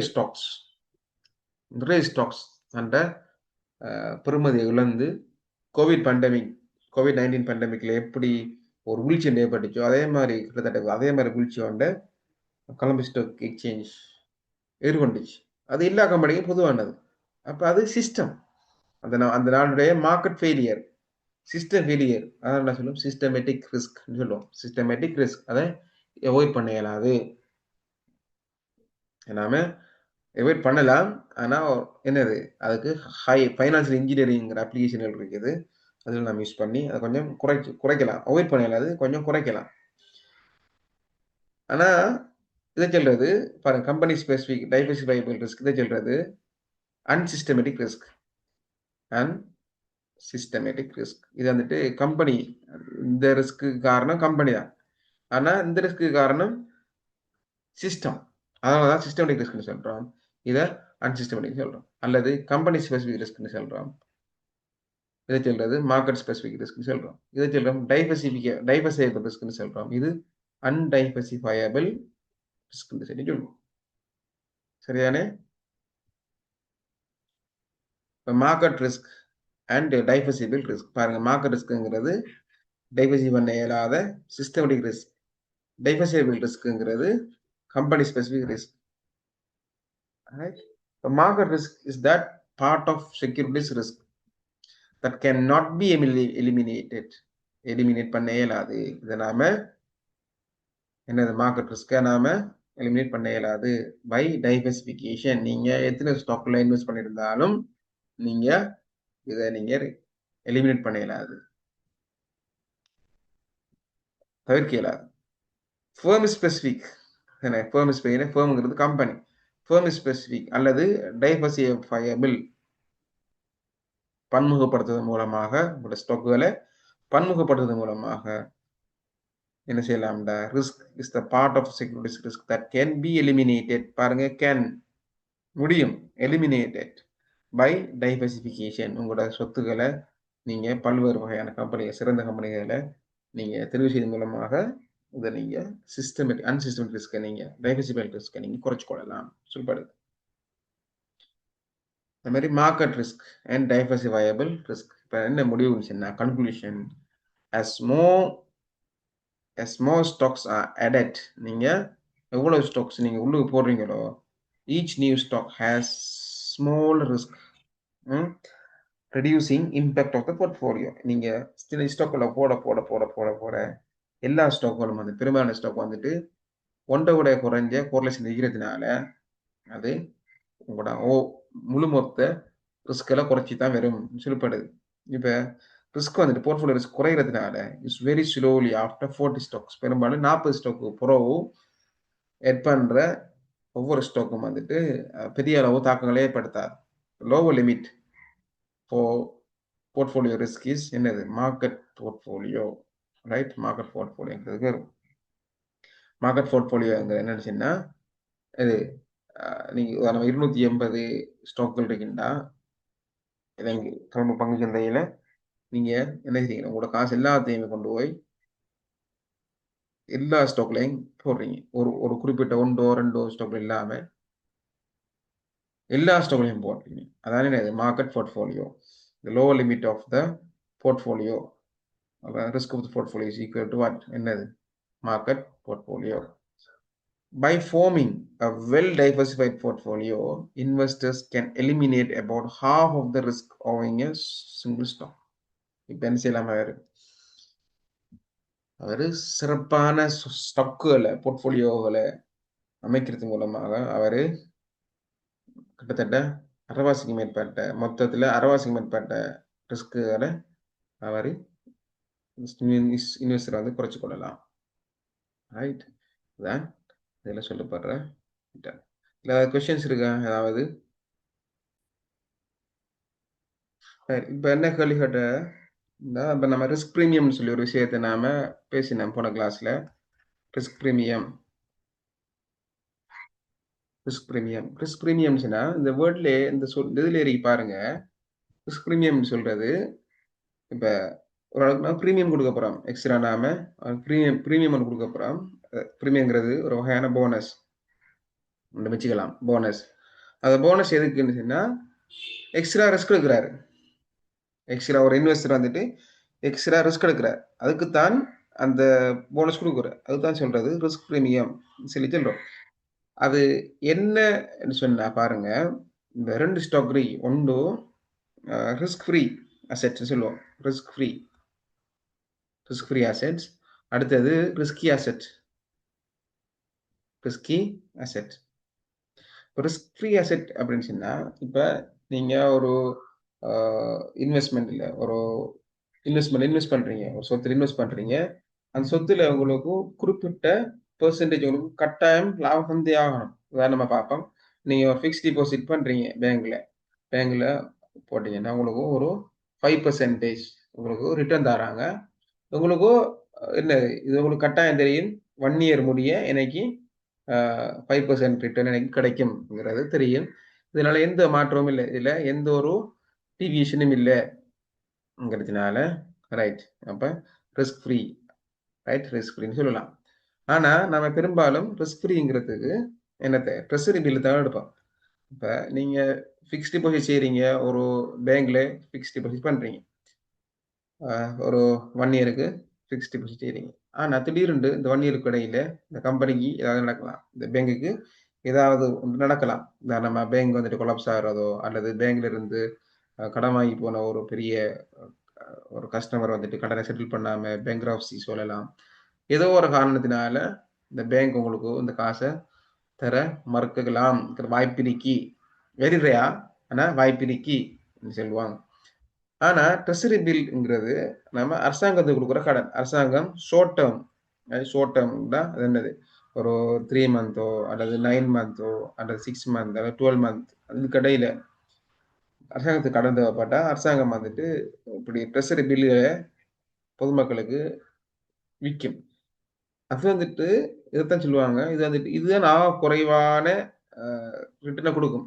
இந்த ஃபிக்ஸ்ட் டிபாசிட் கூட 5% கொடுத்தா கூட இது வந்துட்டு ஒரு 4% அப்படி உங்களுக்கு தரும். அப்ப இதுதான் சொல்லி இதுக்கு எந்த ரிஸ்க்கும் இல்ல. இப்ப கவர்மெண்ட் வந்துட்டு கொலாப்ஸ் ஆகி காசு தரையலாங்கிறதுக்கான வாய்ப்பு ஃபிக்ஸ்ட் டிபாசிட்ல இன்வெஸ்ட் பண்ணின அந்த பேங்க் அதை விட ரிஸ்க் குறைய. அதனால தான் நாம சொல்லுவோம் ட்ரெஷரி பில் ரேட்டுகளை வந்துட்டு ரிஸ்க் ஃப்ரீ ரேட் சொல்லுவோம். இந்த உதாரணத்தை பொறுத்த வரைக்கும் 8% சொல்றோம். இப்ப இந்த 8% தானே என்ன ரிஸ்க் ஃப்ரீ ரேட்டை நம்ம எடுத்துக்கொண்டோம். ட்ரெஷரி பில் ரேட்டை ரிஸ்க் ஃப்ரீ ரேட்டை நம்ம எடுத்துக்கொண்டோம். அதே மாதிரி ரிஸ்கி அசெட்ங்கிறது நீங்க பாருங்க மார்க்கெட் எடுத்துக்கொண்டோம். மார்க்கெட் இப்ப ஒரு இன்வெஸ்டர் தன்னை இருக்கிற எல்லா காசையும் கொண்டு போய் அந்த அந்த அந்த அந்த மார்க்கெட்ல இருக்கிற எல்லா ஸ்டாக்லையும் அவர் போடுறார். நான் சொன்ன மாதிரி என்னது ஒரு போர்ட்ஃபோலியோவில் போர்ட்ஃபோலியோ டைவர்சிஃபைபிள் ரிஸ்க்ங்கிறதுல நம்ம ஸ்டாக்ல போட்டு போட்டு போட்டு வந்தால் ரிஸ்க் குறையும். எந்த அளவு குறையும் போர்ட்ஃபோலியோ ரிஸ்க் எந்த அளவு குறையும் சொன்னால் மார்க்கெட் போர்ட்ஃபோலியோ அதாவது கொலம்புல 280 ஸ்டாக் இருக்குன்னு சொன்னா இந்த 280 கம்பெனிஸ் இருக்குன்னு சொன்னா அந்த எல்லா 280 கம்பெனியில ஸ்டாக் பண்ணாலும் வர அதான என்னது மார்க்கெட் ரிட்டர்ன் அந்த அளவு தான் குறைக்கலாம்னு சொல்லி சொன்னோம். அப்ப அப்படியான ஒரு இன்வெஸ்ட்மெண்ட் நான் சொல்றேன் மார்க்கெட் ரிஸ்க்னு சொல்லுவோம். அந்த மார்க்கெட் ரிஸ்க்ல இன்வெஸ்ட் பண்ணினா அந்த மார்க்கெட்ல இன்வெஸ்ட் பண்ணினா கிடைக்கிற ரிட்டர்ன் வந்துட்டு 15 ரைட் 15 இது வரைக்கும் கிடைக்குது.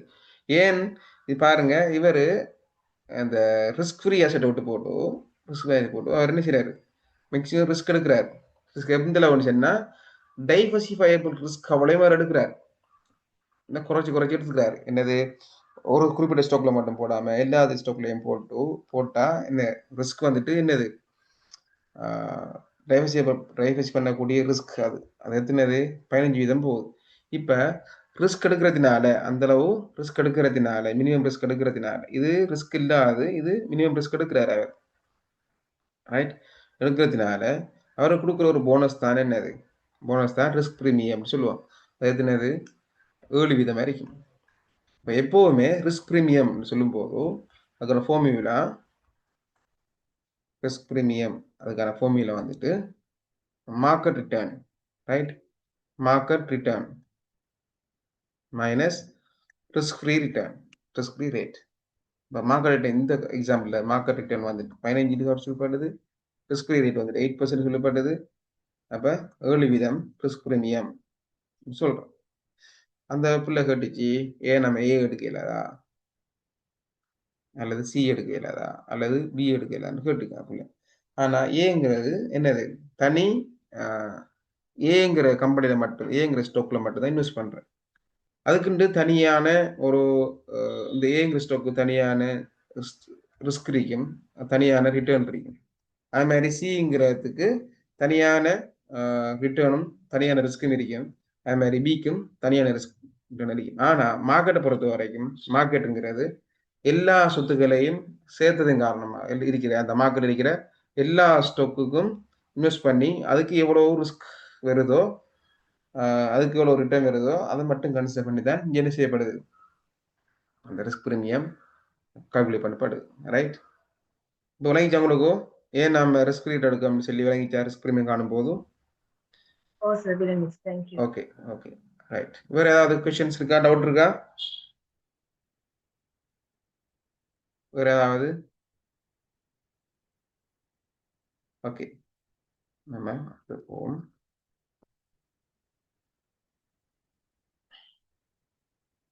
போர்ட்ஃபோலியோ செலெக்ஷன் இதுல தான் இந்த மார்க்கோவிட்ஸ் போர்ட்ஃபோலியோ தியரி வரப்போகுது. போர்ட்ஃபோலியோ செலெக்ஷன் எப்படி நாம எப்படி ஒரு இன்வெஸ்டர் போர்ட்ஃபோலியோ ஸ்டாக்குகளை செலக்ட் பண்றாருன்னு சொல்லி. Investor portfolio selection problem. Investors try to maximise the expect return. ஒரு இன்வெஸ்டர் பொறுத்த வரைக்கும் அவர் எப்போவுமே ரிட்டர்னை அதிகப்படுத்துன்னு பார்ப்பாரு. அதே டைம்ல அவர் அந்த ரிட்டர்னை மினிமைஸ் பண்ணணும். எப்படியோ அந்த ரிஸ்க் எவ்வளவு குறைக்கணுமோ அவ்வளவு குறைக்கணும்னு சொல்லி ட்ரை பண்ணுவார்.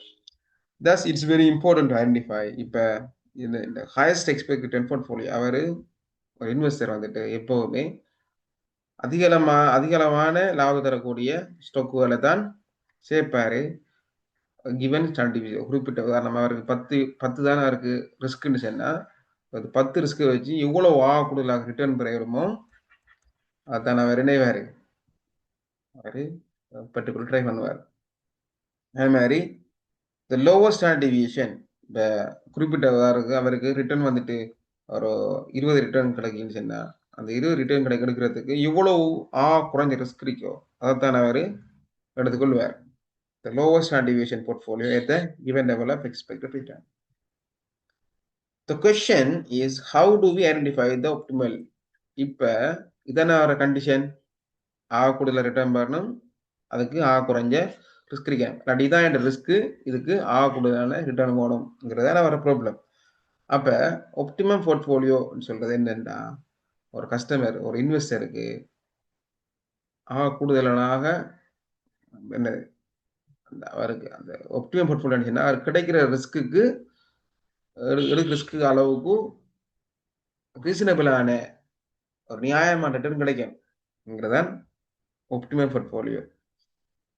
when the large number of stocks are available based மார்க்கெட்டை பொறுத்த வரைக்கும், இலங்கையை பொறுத்த வரைக்கும் 280 ஸ்டாக்கு கிட்ட இருக்குது. இப்போ ஒரு 300 கிட்ட இருக்கலாம், ரைட்? இப்போ 300 ஸ்டாக்குலையும் அவர் எப்படி தண்டை போர்ட்ஃபோலியோவாரு ஐடென்டிஃபை பண்ணி கொள்ளுவாரு, இப்படி அவர் கண்டுபிடிச்சு கொள்வாரு. எல்லா 300 ஸ்டாக்லையும் அவர் இன்வெஸ்ட் பண்றது சாத்தியம் இல்லை. இப்ப அதுக்கு தான் என்ன செய்யுது, ஃபீசிபிள் சாத்தியமான எஃபிஷியன்ட் போர்ட்ஃபோலியோ என்ன, இதைத்தான் மார்கோவிட்ஸ்ங்கிறவர் 1959ஆம் ஆண்டு ஒரு பேப்பர் மூலமாக போர்ட்ஃபோலியோ தியரின்னு சொல்லி என்ன செய்கிறார் உருவாக்குறார். when you consider many stocks or stocks in the all market to make portfolios on the mean variance frontier. Mean variance சொன்ன மீன்கிறது சராசரி, வேரியன்ஸுங்கிறது என்னது ரிஸ்க் சொல்லுவாங்க variance. The mean variance portfolio of those portfolio looks like in the figure. இப்போ நான் பார்த்தோம் தானே ஏற்கனவே நம்ம பார்த்தோம் எப்படின்னா +1 எப்படி இருக்கும், கோரிலேஷன் +1 என்ன எப்படி இருக்கும், கோரிலேஷன் நெகட்டிவ் சொன்னா விட தெரியும், கோரிலேஷன் -1, கோரிலேஷன் 0 சொன்னா கிட்டத்தட்ட விட தெரியும். இதைத்தான் நாம ஆரம்பத்துல சொன்னோம். இப்ப அது பிறகு படித்தோம் -1 ஆகிறது சாத்தியம் இல்லை, +1 ஆகிறதும் சாத்தியம் இல்லை ரியல் வேர்ல்டுல. அதனால இவர் என்ன செஞ்சாருன்னா இதெல்லாம் இல்லாமக்கிறார். மெத்தமெட்டிக்கா இதெல்லாம் இல்லாமக்கிறார். இப்படிலாம் இல்லை, இதெல்லாம் சாத்தியம் இல்லைன்னு சொல்லிட்டு சாத்தியமான போர்ட்ஃபோலியோ எப்படி இருக்கும், இப்படிதான் இருக்குன்னு சொல்லி அவர் சொல்றார். சொல்லி இப்படி உருவாக்குறாரு. இப்படி ஒரு படத்தை அவர் ரிசர்ச் பேப்பர்ல இப்படி ஒரு படம் ஒன்றை அவர் காட்டுறாரு, காட்டி போட்டு சொல்றாரு எஃபிஷியன்ட் செட் ஆஃப் போர்ட்ஃபோலியோண்டா என்னன்னு சொன்னா, இந்த ரீதியான இந்த சாத்தியமான பிசிபி செட்டுக்குள்ள மேலுக்கு இருக்குதானே, மேலுக்கு இருக்கிற இந்த இதுல வார கம்பினேஷன்கள், இதைத்தான் எஃபிஷியன்ட் செட் ஆஃப் போர்ட்ஃபோலியோன்னு சொல்றாரு.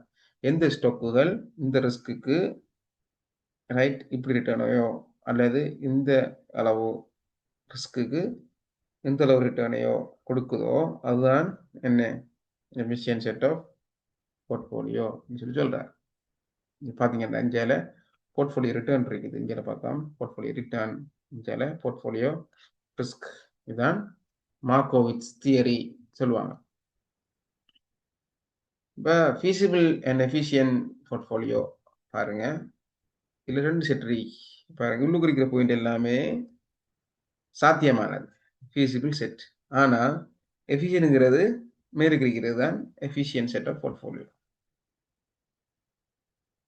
The feasible set of portfolio represent all portfolios that can be constructed from a given set of stocks. நீங்க மாறி எந்த கம்பெனிஷன் எடுத்தாலும் அது எது வரக்கூடிய போர்ட்ஃபோலியோ தான் feasible portfolio.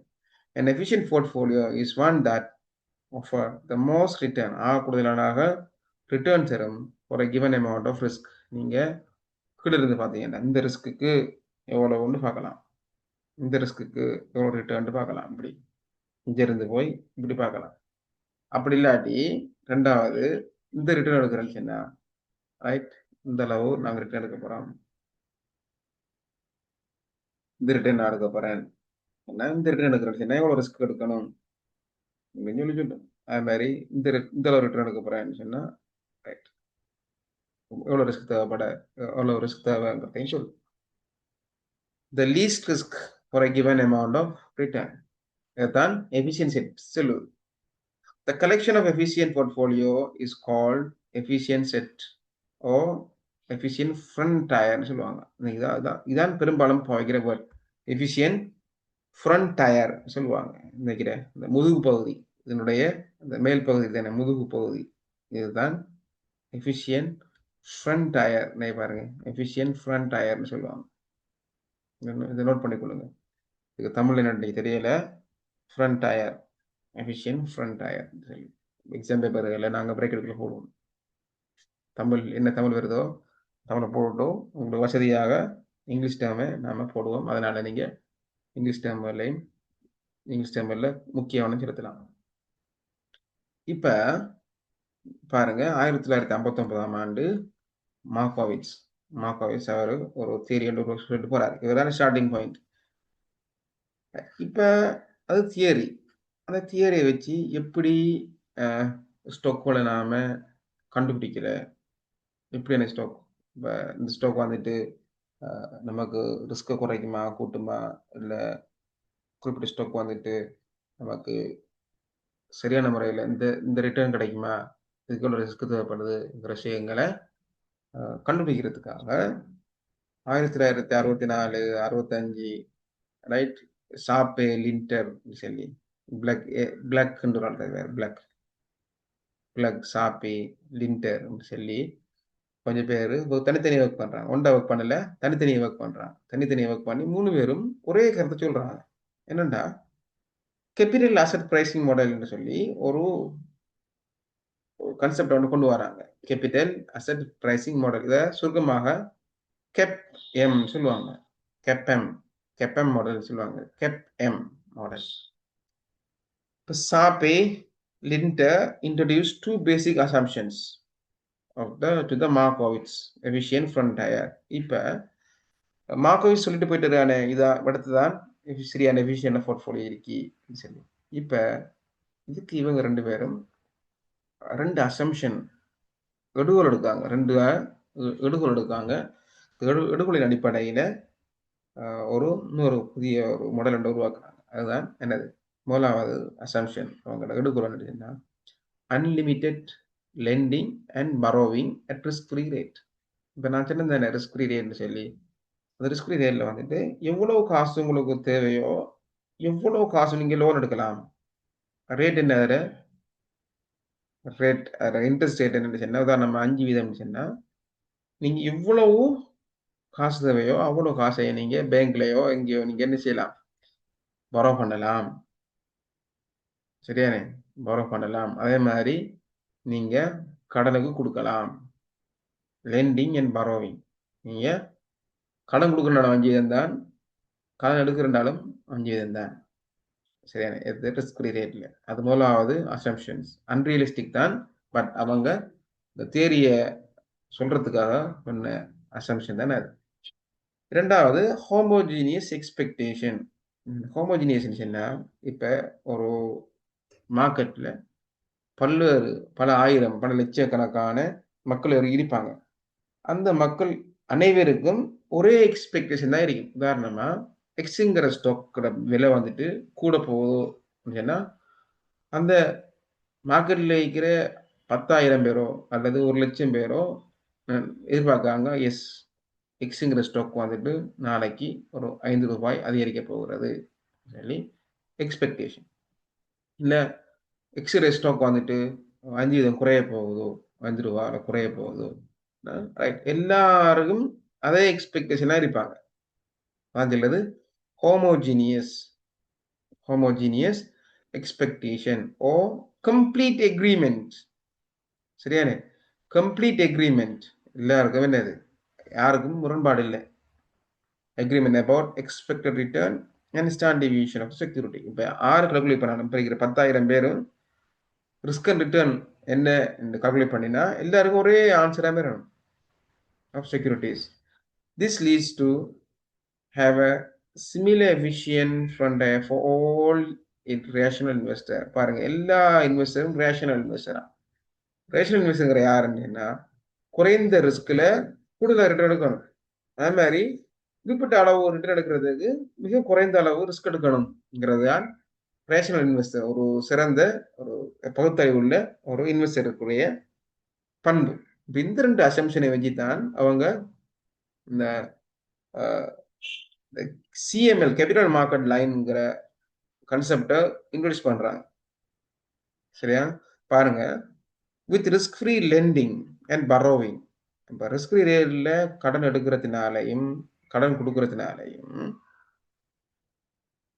இந்த கேபிட்டல் மார்க்கெட் லைன் பாருங்க, கேபிட்டல் மார்க்கெட் லைன்ங்கிறது எங்க உருவாகுதுன்னா ஸ்டார்ட் பண்ணது ரிஸ்க் ஃப்ரீ ரேட்ல உருவாகுது.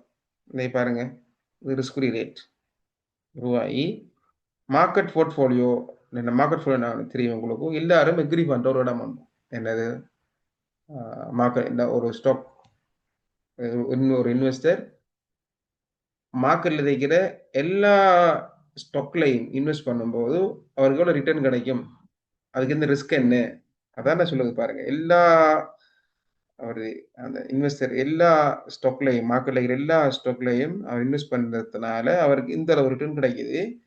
அதே டைம்ல அந்த மார்க்கெட்டுக்கு இந்த அளவு ரிஸ்க் கிடைக்குது, அந்த அளவு ரிஸ்க் கிடைக்குது. சரிதானே? இதுதான் என்னது மார்க்கெட் ரிட்டர்ன். சரி, மார்க்கெட் ரிஸ்க்னு சொல்லுவாங்க. இதான் மார்க்கெட் ரிட்டர்ன் சொல்லுவாங்க. இந்த கெப்பை தான் சொல்றது ரிஸ்க் பிரீமியம் சொல்லுவாங்க. ரிஸ்க் பிரீமியம் ஏன்னு சொன்னா அவர் இந்த அளவு ரிஸ்க் எடுக்கிறதுனால அவருக்கு இந்த அளவு ரிஸ்க் பிரீமியம் போனஸ் சொல்லி கொடுக்கும். அதனாலதான் இந்த கெப்பை சொல்றது ரிஸ்க் பிரீமியம் சொல்லி. ரைட். இப்ப ஆர்எஃப் எம் இந்த பாயிண்ட் அண்ட் ஜெட் இந்த ஜெட் அது ஒரு பாருங்க, இந்த 3 கோடையும் கனெக்ட் பண்ற மாதிரி அவர் கோடுக்குறார். இந்த கோட்டுக்கு பேர் வச்சுக்கிறாரு கேபிட்டல் மார்க்கெட் லைன் சொல்லி. கேபிட்டல் மார்க்கெட் லைன் இதான் நியூ எஃபிஷியன்ட் செட். இப்ப பாத்தீங்கன்னா மார்கோவிட்ஸ் தியரியில இவர் சொன்னது இந்த முதுகு பகுதி இதெல்லாம் எஃபிஷியன்ட் செட்னு சொல்றான். இந்த முதுகு பகுதி தான் எஃபிஷியன்ட் செட் ஆஃப் போர்ட்ஃபோலியோ சொன்னேன். ஆனா ஒரு புதுசு ஒரு அசம்ஷன் கொண்டு வந்தார் தானே, பரோவிங் லெண்டிங் சொல்லி. ரிஸ்க் ஃப்ரீ ரேட்ல வந்துட்டு யாரும் எவ்வளவும் பரோ பண்ணலாம் அல்லது கடன் கொடுக்கலாம் இந்த ரேட்ல, ரிஸ்க் ஃப்ரீ ரேட்ல. சரி, ரைட். இப்படி 2 உடைக்கிறாங்க. உடைச்சி இதுல பரோ லெண்டிங் போர்ட்ஃபோலியோ பரோவிங் போர்ட்ஃபோலியோன்னு சொல்லி 2 பாட்டாண்டு உருவாகுது. உருவாகி விடத்தை இருந்த இப்படி இந்த முதுகு பகுதியா இருந்த அந்த எஃபிஷியன்ட் செட் ஆஃப் போர்ட்ஃபோலியோ சரியானே இப்படி நிமிர்ந்து நேர்கோடா மாறுது. சரியானே? நேர்கோடா மாறி இந்த கோட்டுக்கு பேர் வருது கேபிட்டல் மார்க்கெட் லைன் சொல்லி வருது. இப்ப இதுதான் புதிய எஃபிஷியன்ட் ஃப்ரண்ட் டயர் சொல்லி சொல்றாங்க. அந்த புதிய எஃபிஷியன்ட் ஃப்ரண்ட் டயருக்கு தான் பேரு. ரைட். இதான் நியூ எஃபிஷியன்ட் செட். அந்த எஃபிஷியன்ட் செட்டுக்கு பேர் தான் என்ன, கேபிட்டல் மார்க்கெட் லைன் சொல்றாங்க.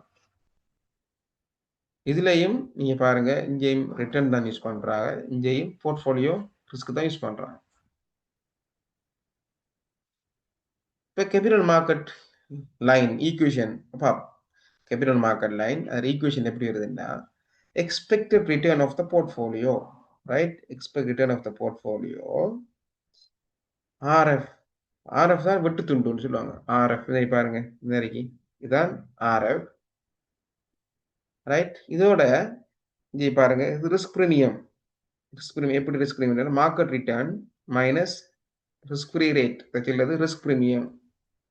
ரிஸ்க் பிரீமியம் சொல்லுவாங்க. ரிஸ்க் பிரீமியம் இது ஸ்லோப். ஸ்லோப் என்னது, சரி ஸ்லோப் இல்லது ரிஸ்க் பிரீமியத்தை மார்க்கெட் என்னது market return market standard deviation market ரிஸ்கால பிரிக்கிறாங்க. வச்சுக்கிறது இவ்வளவும் என்னது ஸ்லோப்பை தான் சொல்லுது. அவ்வளவு ஸ்லோப் பாருங்க எப்படி ஸ்லோப்னு சொன்னா ஸ்லோப் உங்களுக்கு தெரியும். இந்த கோட்டினுடைய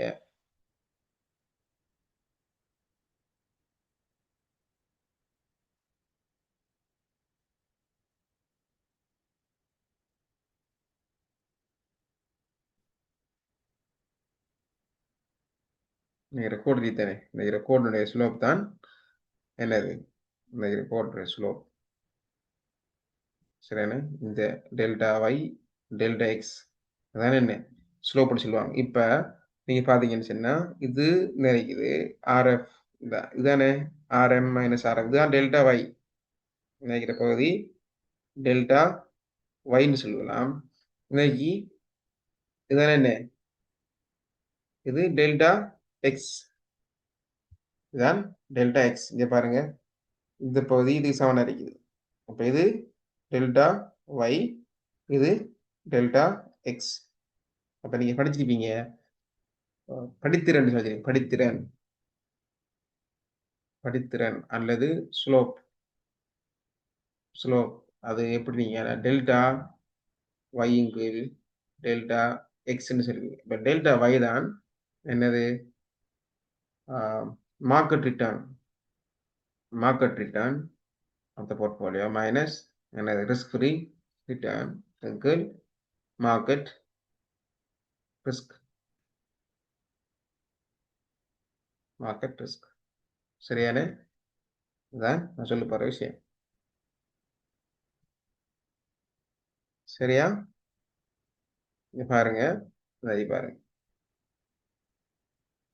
இந்த இஆர்பி இந்த லைன் உங்களுக்கு எப்படி தெரியும் உங்களுக்கு y சமன் என்னது y சமன் a பிளஸ் bx சொல்லுவாங்க bx ஏங்கிறது என்னது வெட்டுத்துண்டு சொல்லுவாங்க வெட்டுத்துண்டு இன்டர்செப்ட் அது மாதிரி பிங்கிறது ஸ்லோப் எக்ஸ் உடைய பெருமதி இதுல ஏங்கிறது ரிஸ்க் ஃப்ரீ ரேட் பிளஸ் பிங்கிறது அதனுடைய ஸ்லோப் சரிதானே ஸ்லோப் எப்படி காண்றாங்கன்னா இப்படி காண்றாங்க ஸ்லோப் சரிதானே பி ஸ்லோப் எக்ஸுங்கிறது பாருங்க இதுதான் எக்ஸ்ஹெச் இதுதான் எக்ஸ்ஹெச் அதனால இது ரிஸ்க் தான் அதில் எக்ஸ்ஹெச் அப்ப ரிஸ்க் ஆஃப் த போர்ட்ஃபோலியோ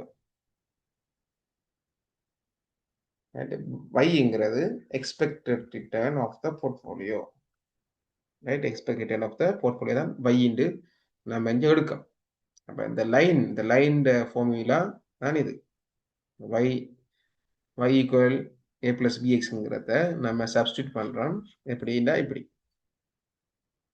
ஆர்எஃப்ங்கிறது ஏக்கும் இதை வந்துட்டு ஸ்லோப்புக்கும் இதை வந்துட்டு எக்ஸுக்குமாக எடுக்கும் சரிதானே இந்த அடிப்படையில் அது வருது வந்து இப்போ கேபிட்டல் மார்க்கெட் லைன் நம்ம உருவாக்க போகிறோம் இப்போ capital market line gives the expected return and standard deviation of the physical profile இப்போ பார்த்தீங்கன்னு சொன்னால் இப்போ இது டிஸப்பியர் ஆயிடுச்சு இது பாருங்க நினைக்கிறேன் இப்போ இப்படி தானே இருந்துச்சு அது இப்படி தான் இப்படி இருந்தது இது இல்லாமல் நினைக்கிற கோடும் இல்லாமல் ஆகி இது இனி சம்மந்தமாக நம்ம பேச தேவையில்ல இதை மட்டும் நம்ம பேசுவோம் சொல்லி இவங்க சாப்பை லிண்டரும் பேசுகிறாங்க பேசிட்டு பேருண்டு வைக்கிறாங்க கேபிட்டல் மார்க்கெட் லைன் வந்ததால பாருங்க இங்கே அதே expect return of the portfolio இங்கே அதே ஸ்டாண்டர்ட் டிவியேஷன் இப்போ capital market line gives expected return and standard deviation of efficient portfolio. இப்போ இதான் efficient portfolio.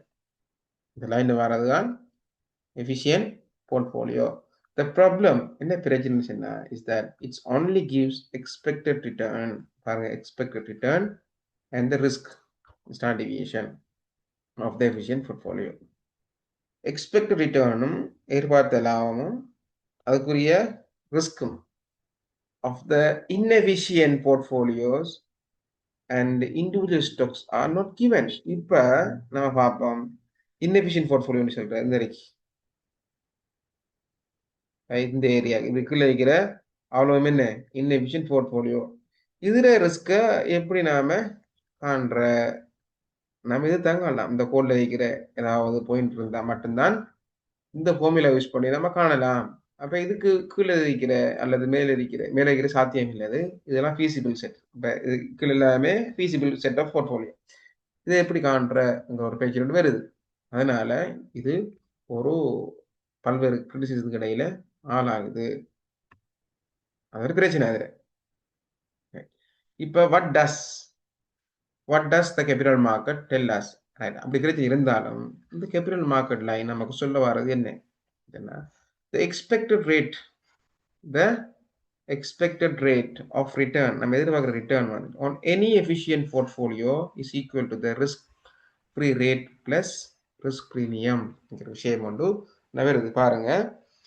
இந்த expected of the any efficient portfolio பாருங்க. இந்த தானே இந்த இருக்கிற எனி போர்ட்ஃபோலியோ இந்த லைன்ல இருக்கிற எனி போர்ட்ஃபோலியோ வந்துட்டு எதுக்கு சமாளிக்கும் சொன்னா the slope இதுல slope படிச்சது பிளஸ் இந்த ரிஸ்க் ஃப்ரீ ரேட் இந்த சமனாரிக்கும் அப்படி சொல்றாங்க. எதுபடி கேபிட்டல் மார்க்கெட் லைனின் படி the expected rate of return on any efficient portfolio is equal to risk free rate plus risk premium. risk premiumங்கிறது ரெண்டும் இல்ல என்னது மார்க்கெட்ல இருந்து risk free rate கழிக்க வராது. the optimal portfolio சிறந்த தெரிவு போர்ட்ஃபோலியோங்கிறது any investor is the point of tangency between capital market line and investor in reference curve. இப்ப பாத்தீங்கன்னா இப்ப இதானே கேபிட்டல் மார்க்கெட் லைன். இப்ப இன்வெஸ்டர் இதை செலக்ட் பண்றியா இதை செலக்ட் பண்றியா இதையாங்கிறது எதை பொறுத்து சொன்னா ஒவ்வொரு இன்வெஸ்டர் விருப்பத்தை பொறுத்து. இன்டிஃபரன்ஸ் கர்வ் நீங்க எக்கனாமிக்ஸ்ல படிச்சிருப்பீங்க இன்டிஃபரன்ஸ் கர்வ்னு சொல்லி. ரைட். இப்ப இவர் வந்துட்டு ரிஸ்க் எடுக்கிற ரெடியா இருக்கிறவரு ஏன்னா இவருக்கு இந்த அளவு ரிஸ்க் ரிட்டர்ன் தான் தேவை. இந்த இப்ப நான் கூட ரிஸ்க் எடுக்க போறேன்னு சொன்னா அவருக்கு ஒரு கர்வ் ஒன்று இருக்கும். ரைட். அவரோட போடுவார். இப்படி என்ன செய்யலாம் ஆப்டிமல் போர்ட்ஃபோலியோ ஒவ்வொரு ரிஸ்க் ஒவ்வொரு இன்வெஸ்டருக்கும் ஒவ்வொரு மாதிரி வரும். சரியானே. அப்ப அந்த எங்க எடுங்க டான்ஜென்ட் ஆகுதோ டான்ஜென்ட் டச் பண்ணதோ உதாரணமா சில மார்க்கெட்டுகள்ல பிடிக்கும். இവിടുത്തെ டச் ஆகுது சில மார்க்கெட்டுகள்ல செட் ஆனிச்சுன்னா இதுதான் அவருக்கு என்ன ஆப்டிமல் போர்ட்ஃபோலியோ இருக்கும் அவருக்கு. அவர் இந்த ரிஸ்க்கு ரிட்டர்ன் எடுப்பார். எந்த இன்வெஸ்டர் வந்துட்டு இந்த ரிஸ்க்கு இந்த ரிட்டர்ன் எடுக்கிறார். சரியா. இப்படித்தான் என்ன செய்யற அவரு அந்த ஆப்டிமல் போர்ட்ஃபோலியோ அவர் செலக்ட் பண்ணுவாராம். அப்ப செலக்ட் பண்ணினா அவர் ரிட்டர்ன் எவ்வளவு கிடைக்கும்ங்கிறது வெரி சிம்பிள். ஸ்லோப் அந்த ஃபார்முலா யூஸ் பண்ணினா கேபிட்டல் மார்க்கெட் லைனை வச்சு சொல்ல வருது. இப்ப according to this analysis optimal portfolio of risky asset would be the market portfolio. Right. இப்ப எல்லாரும் ஒரு ஸ்டாக்ல கொண்டு வந்து எல்லாத்தையும் போடுறாங்கன்னு சொன்னா இது என்னது இன்டிஃபரன்ஸ் படுத்த என்ன இதுதான் ஆப்டிமல் போர்ட்ஃபோலியோ சொல்றாங்க. சரியா. இந்த பாயிண்ட் எல்லா இன்வெஸ்டரும் கொண்டு போய் அங்கதான் என்ன போறாங்க இன்வெஸ்ட் பண்ண போறாங்க. மார்க்கெட் படுத்துதான் ரிஸ்க்கு என்னது ஆக குறைஞ்ச டைவர்சிஃபை சிறந்த சிஸ்டமேட்டிக் ரிஸ்க் அன்சிஸ்டமேட்டிக் ரிஸ்க்னு சொல்லி. இப்ப இந்த மார்க்கெட் பாயிண்ட்ல தான் அன்சிஸ்டமேட்டிக் 0 ஆகும். சிஸ்டமேட்டிக் ரிஸ்க் வந்துட்டு ஓரளவு இருக்கும். எல்லாரும் என்ன செய்வாங்க எல்லாரும் ஒரே எதிர்பார்ப்பு வைக்கிறதுனால எல்லாரும் கொண்டு போய் எல்லா ஷேர்லையும் போடுறதுனால இப்படிதான் இது தனித்தனி இண்டிவிஜுவல் இன்வெஸ்டர் இருந்தாலும் படுத்த வாடா இருந்தாலும் எல்லாரும் ஹோமோஜீனியஸ் எக்ஸ்பெக்டேஷன் இருக்கிறதுனால மார்க்கெட் வந்துட்டு இப்பதான் பிஹேவ் பண்ணும். அப்ப படுத்தா அந்த பாயிண்ட் வரும். இந்த point according to this analysis optimal portfolio of risky assets would be the market portfolio. The portfolio from RF to RM பாருங்க இந்த கேப் ஒன்றைக்கு பாருங்க இந்த கேப்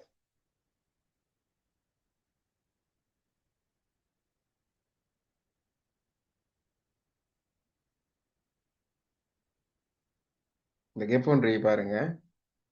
நாளைக்கு ரெண்டு உடைக்கலாம். சரியானே. முதலாவது பாயிண்ட் இந்த பாயிண்ட் நினைக்கிற இடவழி இது ஒரு இடவழி. அதுக்கு பிறகு இதுக்கு மேலே வைக்கிறோம் உண்டு. சரியானே. இதை நம்ம ஏன்னு எடுப்போம், இது பின்னு எடுப்போம். The portfolio from RF to M are lending portfolio. lending portfolio என்ன செய்வாங்கன்னா பெரிய இன்வெஸ்டர் அவர்கிட்ட காசு இப்போ 100 ரூபா காசு அல்லது 100 மில்லியன் அவர்கிட்ட காசு ரைட். அவர்கிட்ட காசு அமௌண்ட் இப்ப இவரு ரெண்டு ஆப்ஷன் இது எல்லா காசையும் கொண்டு வந்து மார்க்கெட்டுக்கு போடுவாருண்டா மார்க்கெட் போர்ட்ஃபோலியோ அதான் ஆப்டிமல் போர்ட்ஃபோலியோ தான் ஆப்டிமல் போர்ட்ஃபோலியோ. 1 லட்சம் ரூபாய் காசு கொண்டு படுத்து போடுவாருண்டா அவரு என்ன செய்யறாரு இருக்கிற காசு எல்லாத்தையுமே எடுத்துட்டு போய் மார்க்கெட்ல போடுறாரு. ஆனா அவருக்கு என்னது அவரு கடன் கொடுக்கவும் இல்லை, கடன் எடுக்கவும் இல்லை. 1,00,000 காசை வச்சு கடன் எடுக்கவும் இல்லை, கடன் கொடுக்கவும் இல்லை. ஆனா இவர் அந்த கெப்புக்குள்ள ஏங்கிற பாயிண்ட் தானே, ஏங்கிற பாயிண்ட், அதாவது இந்த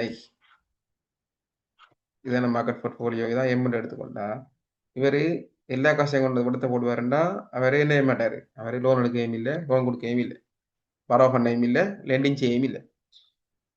இந்த ஏரியாவில் ஏங்கிற இந்த ஏரியாவில் போட்டோன்னு சொன்னா இவர் வந்துட்டு என்ன செய்யறாருன்னா கொஞ்சம் காசை உதாரணமா படத்து இந்த பாயிண்ட் வச்சுக்கோமே, இந்த point எக்ஸுங்கிற point வச்சுக்கிறார்.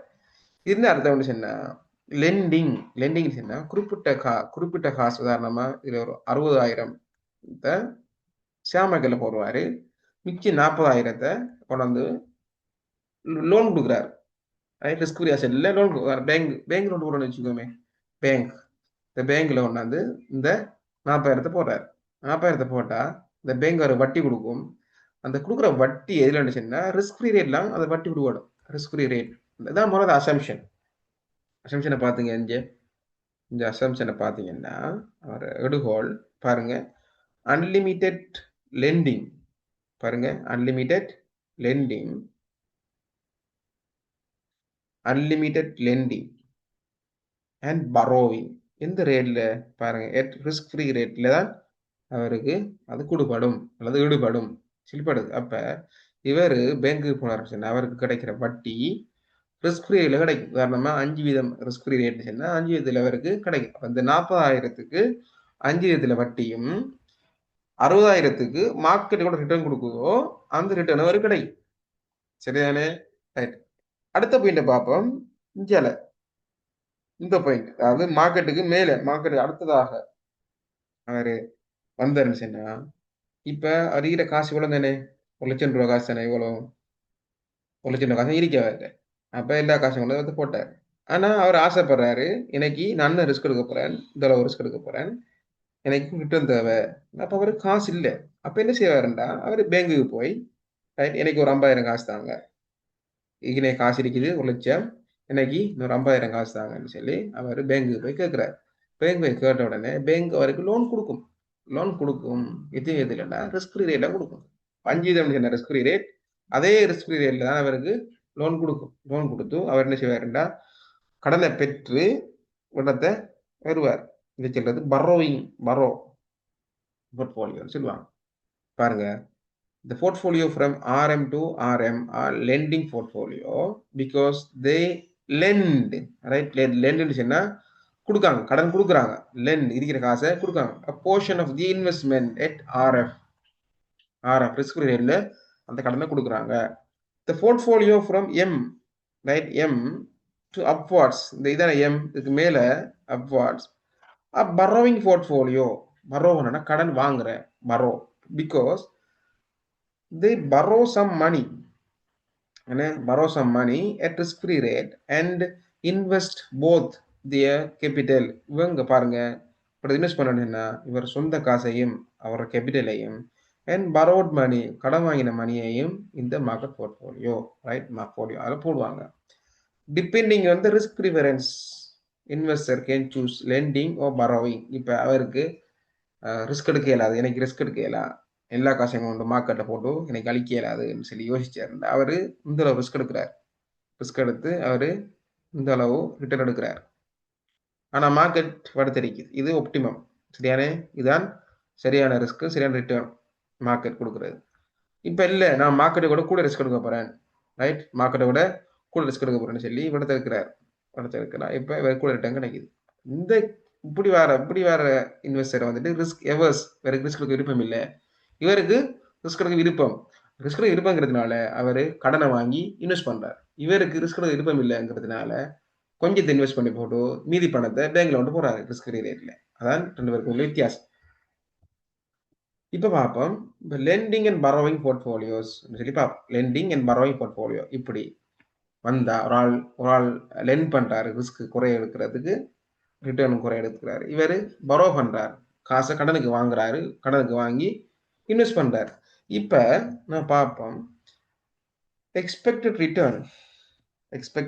Return and risk of lending and borrowing portfolio. இப்போ நம்ம பார்ப்போம், இந்த மார்க்கெட் லைன்ல கடனை வாங்கியோ அல்லது கடனை கொடுத்தோ அவர் இன்வெஸ்ட் பண்ணுவார்னு சொன்னா அவரோட எக்ஸ்பெக்டட் ரிட்டர்ன் எப்படி இருக்கும் பார்ப்போம். இப்போ எக்ஸ்பெக்ட் ரிட்டர்ன் இது வெயிட். இப்போ பார்ப்போம், இது ரெண்டு போர்ட்ஃபோலியோ இருக்கும், ரெண்டு வகையான போர்ட்ஃபோலியோ. ஒன்று லெண்டிங் பார்ட் ஒன்று இருக்கும், அடுத்தது பரோவிங் பார்ட் ஒன்று இருக்கும். சரியான? இப்போ weight weight of risk free rate எத்தனை வீதம் அவர் ரிஸ்க் ஃப்ரீ ரேட்ல இன்வெஸ்ட் பண்ண, எத்தனை வீதம் அதில் ரிஸ்க் ஃப்ரீ ரேட். அது மாதிரி மார்க்கெட்ல எத்தனை வீதம் போடுறாரு, அதில் மார்க்கெட் ரிட்டர்ன் என்னங்கிறது. ரிஸ்க் எப்படி காண்றாருன்னு சொன்னா வெயிட் மார்க்கெட் ரிட்டர்ன், இதுல வெயிட், இதுல ரிட்டர்ன் ரிஸ்க். சரியானே? ரிட்டர்ன் இல்லை ரிஸ்க் இதுல. இப்போ நீங்க பாருங்க, ரிஸ்க் காணும் போதோ நம்ம இந்த போர்ஷன் எடுக்கல. எல்லாம் பாருங்க, எல்லாம் பாருங்க, ரிஸ்க் காணும் போது ரிட்டர்னை காணும் போது நாம என்ன செய்யறோம், ரிட்டர்னை காணும் போதோ இப்ப இப்ப வேற பரோ பண்ண வச்சு லெண்ட் பண்ண வச்சுக்கோமே, லெண்டிங் கொடுத்துக்கிறாரு, லெண்டிங்கிட்ட கடன் கொடுத்துக்கிறார். கடன் கொடுத்தா உதாரணமா 5 வீதத்துல அவர் கடன் கொடுத்துக்கிறாரு, 5 வீதம் கடன் கொடுத்துக்கிறாரு. அதுல ஒரு 30 வீதம் அவரு கடன் கொடுத்துக்கிறாரு. ஆனா மார்க்கெட்ல 70 வீதமான மார்க்கெட்ல போட்டுக்கிறாரு. இதுல வந்துட்டு 10 வீதம் கிடைக்குது. இப்ப ரிட்டர்ன் கால்குலேட் பண்ண போனா பாருங்க, 13 15 1.5 இதுல 7 வருது. அப்ப எப்படி வரப்போகுது, 8.5 வரப்போகுது. ஆனா ரிஸ்க் காணும் போதும் பாருங்க, இது இந்த பார்ட் மட்டும்தான் வருது, வெயிட், இந்த வெயிட், இதுல ரிஸ்க். ஏன் நாம இது எடுக்கல, இதை எடுக்கல? ஏதாவது சொல்றீங்களா? காரணம் இருக்கா ஏதாவது? ஏன் நம்ம ரிஸ்க காண்றதுக்கு இந்த போர்ஷன் எடுக்கல? ஏன் ஏன்னு சொன்னா இங்க பாருங்க, பிளஸ் இதுல தான் நம்ம பார்ப்போம், இதுல 70 இதுல போடுறாரு, மார்க்கெட் ரிஸ்க் கொண்டிருக்குது, ரைட், ரிஸ்க் கொண்டிருக்குது. இங்க பாருங்க வெயிட், இப்ப இதுல 30 வீதம் போடுறாரு தானே, வெயிட் 30 வீதம் போடுறாரு. ஆனா ரிஸ்க் ஃப்ரீ ரேட் என்னது? ரிஸ்க் ஃப்ரீ ரேட்னா ரிஸ்க் ஃப்ரீ அசெட்ங்கிறது என்னது? ரிஸ்க் அதுல ஜீரோ. ரிஸ்க் ஃப்ரீ அசெட்ங்கிறது என்னது? ஜீரோ. அதனால இங்க பாத்தீங்கன்னு சொன்னா இது என்னது? Risk of the risk free rate அசெட்ங்கிறது ஜீரோ வரைக்கும். அதனால எத்தனை வெயிட் போட்டாலும் தர ஜீரோங்கிறதுனால அது ஜீரோ ஆயிரும். ஜீரோ ஆகி இந்த போர்ஷனுக்குரிய ரிஸ்க் இல்லாம ஆயிரும். அப்ப அவருக்கு ரிஸ்க் என்னன்னு சொன்னா மார்க்கெட்ல எந்த அளவு அவர் இன்வெஸ்ட் பண்றாரோ அதுதான் ரிஸ்க் அடைக்கும். இந்த போர்ஷன் அவருக்கு வராது. காரணம், இந்த ரிஸ்க் ஃப்ரீ அசெட்ங்கிறது ரிஸ்க் இல்லை, ரிஸ்க் ஜீரோ. நீங்க படத்தை பார்த்தா தெரியும். இந்த பாருங்க, risk free assets, risk free அசெட்டுக்கு ரிஸ்க் பார்த்தீங்கன்னா என்னது? ஜீரோ அடிப்படையில் இருக்குது. அதனால தானே என்ன அதுக்கு risk free asset, risk standard deviation zero.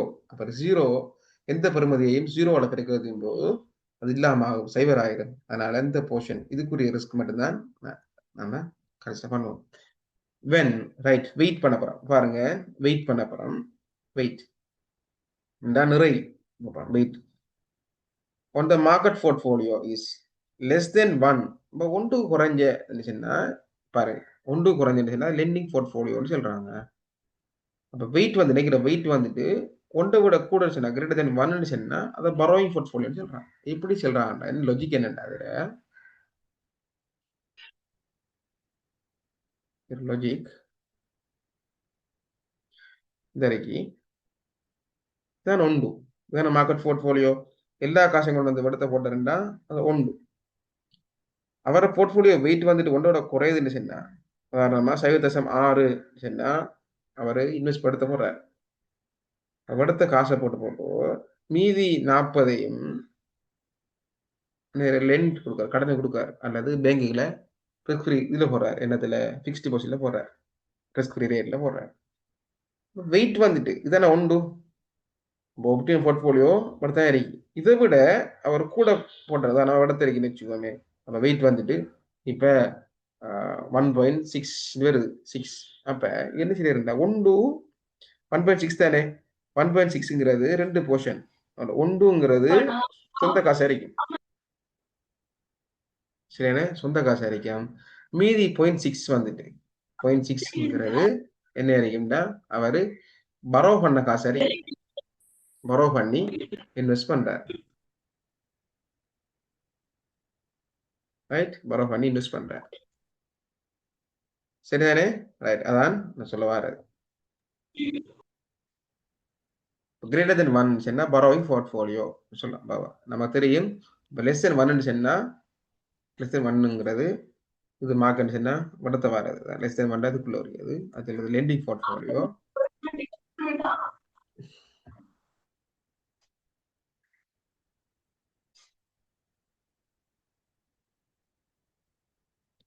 Right? Landing போர்ட்ஃபோலியோன்னு சொல்லுவாங்க. இதுக்கு மேல வருதுன்னு சொன்னா பரோவிங் போர்ட்ஃபோலியோ. இப்போ கணக்கு ஒன்று பார்ப்போம். கேபிட்டல் அசெட் பிரைசிங் மாடல் அதை கண்டினியூ பண்ணுவோம். பாருங்க risk expected return and risk of lending portfolio and borrowing portfolio. இப்போ பாருங்க ரிஸ்க் ஃப்ரீ ரேட் மாறாது. அது எந்த காரணம் கொண்டு மாறாது. மார்க்கெட் ரிட்டர்ன் சரியான மார்க்கெட் ரிட்டர்ன் இப்போ ஒரு சந்தர்ப்பத்தில் இப்படி இருக்குது 1 + 9 5 4 5 8 இருக்குது. இப்படி வரதுக்கான சான்ஸ் இப்போ மார்க்கெட் போர்ட்ஃபோலியோவில் மார்க்கெட்ல 1% ரிட்டர்ன் இருக்கிறதுக்கான வாய்ப்பு 0.1% இருக்குது. மார்க்கெட்ல 0.9 இருக்கிற வாய்ப்பு 0.20 இருக்குது. மார்க்கெட்ல 5.4 ரிட்டர்ன் இருக்கிறதுக்கு வாய்ப்பு 0.50 இருக்குது. மார்க்கெட்ல 5.8 எடுக்கிறதுக்கான வாய்ப்பு 0.2 இருக்குது. இப்ப பார்ப்போம். இப்ப போர்ட்ஃபோலியோ இருக்குன்னா சரியான போர்ட்ஃபோலியோ இருக்குது 50க்கு 50. 50 ஸ்கிரீன்லையும் 50 மிச்சம் 50 மார்க்கெட்லயும் போடுறோம். சரியானே? ஒன்று இப்ப என்னது 50-50 போட்டு பாருங்க. calculate the expected return and standard deviation of 0.5 market returnலையும் and 0.5 எதுல மார்க்கெட்லையும் 0.5 ரிஸ்க் ஃப்ரீலையும் and 0.5 எதுல மார்க்கெட்லையும் lending portfolio and சரியானே borrowing portfolio பாருங்க 0.5 ரிஸ்க் ஃப்ரீ ரேட்லையும் 1.5 எதுல 1.5ங்கிறது என்னது 1.5ங்கிறது மார்க்கெட்லையும் borrowing portfolio சொல்லி மந்திரி இது நான் பார்ப்போம் கால்குலேட் பண்ணினா எப்படி வருது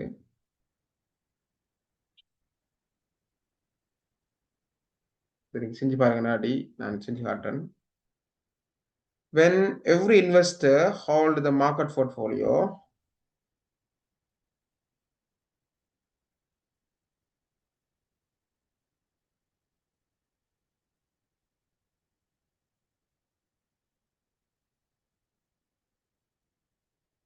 இப்ப பாருங்க இந்த கொஸ்டின்ல வந்துட்டு இப்ப மார்க்கெட்ல வந்துட்டு 0.5 தான் இன்வெஸ்ட் பண்றாரு சரிங்களா இது வந்துட்டு என்னது இது வந்துட்டு நம்ம பரோயிங் போர்ட்ஃபோலியோ லெண்டிங் போர்ட்ஃபோலியோ சொல்றோம்.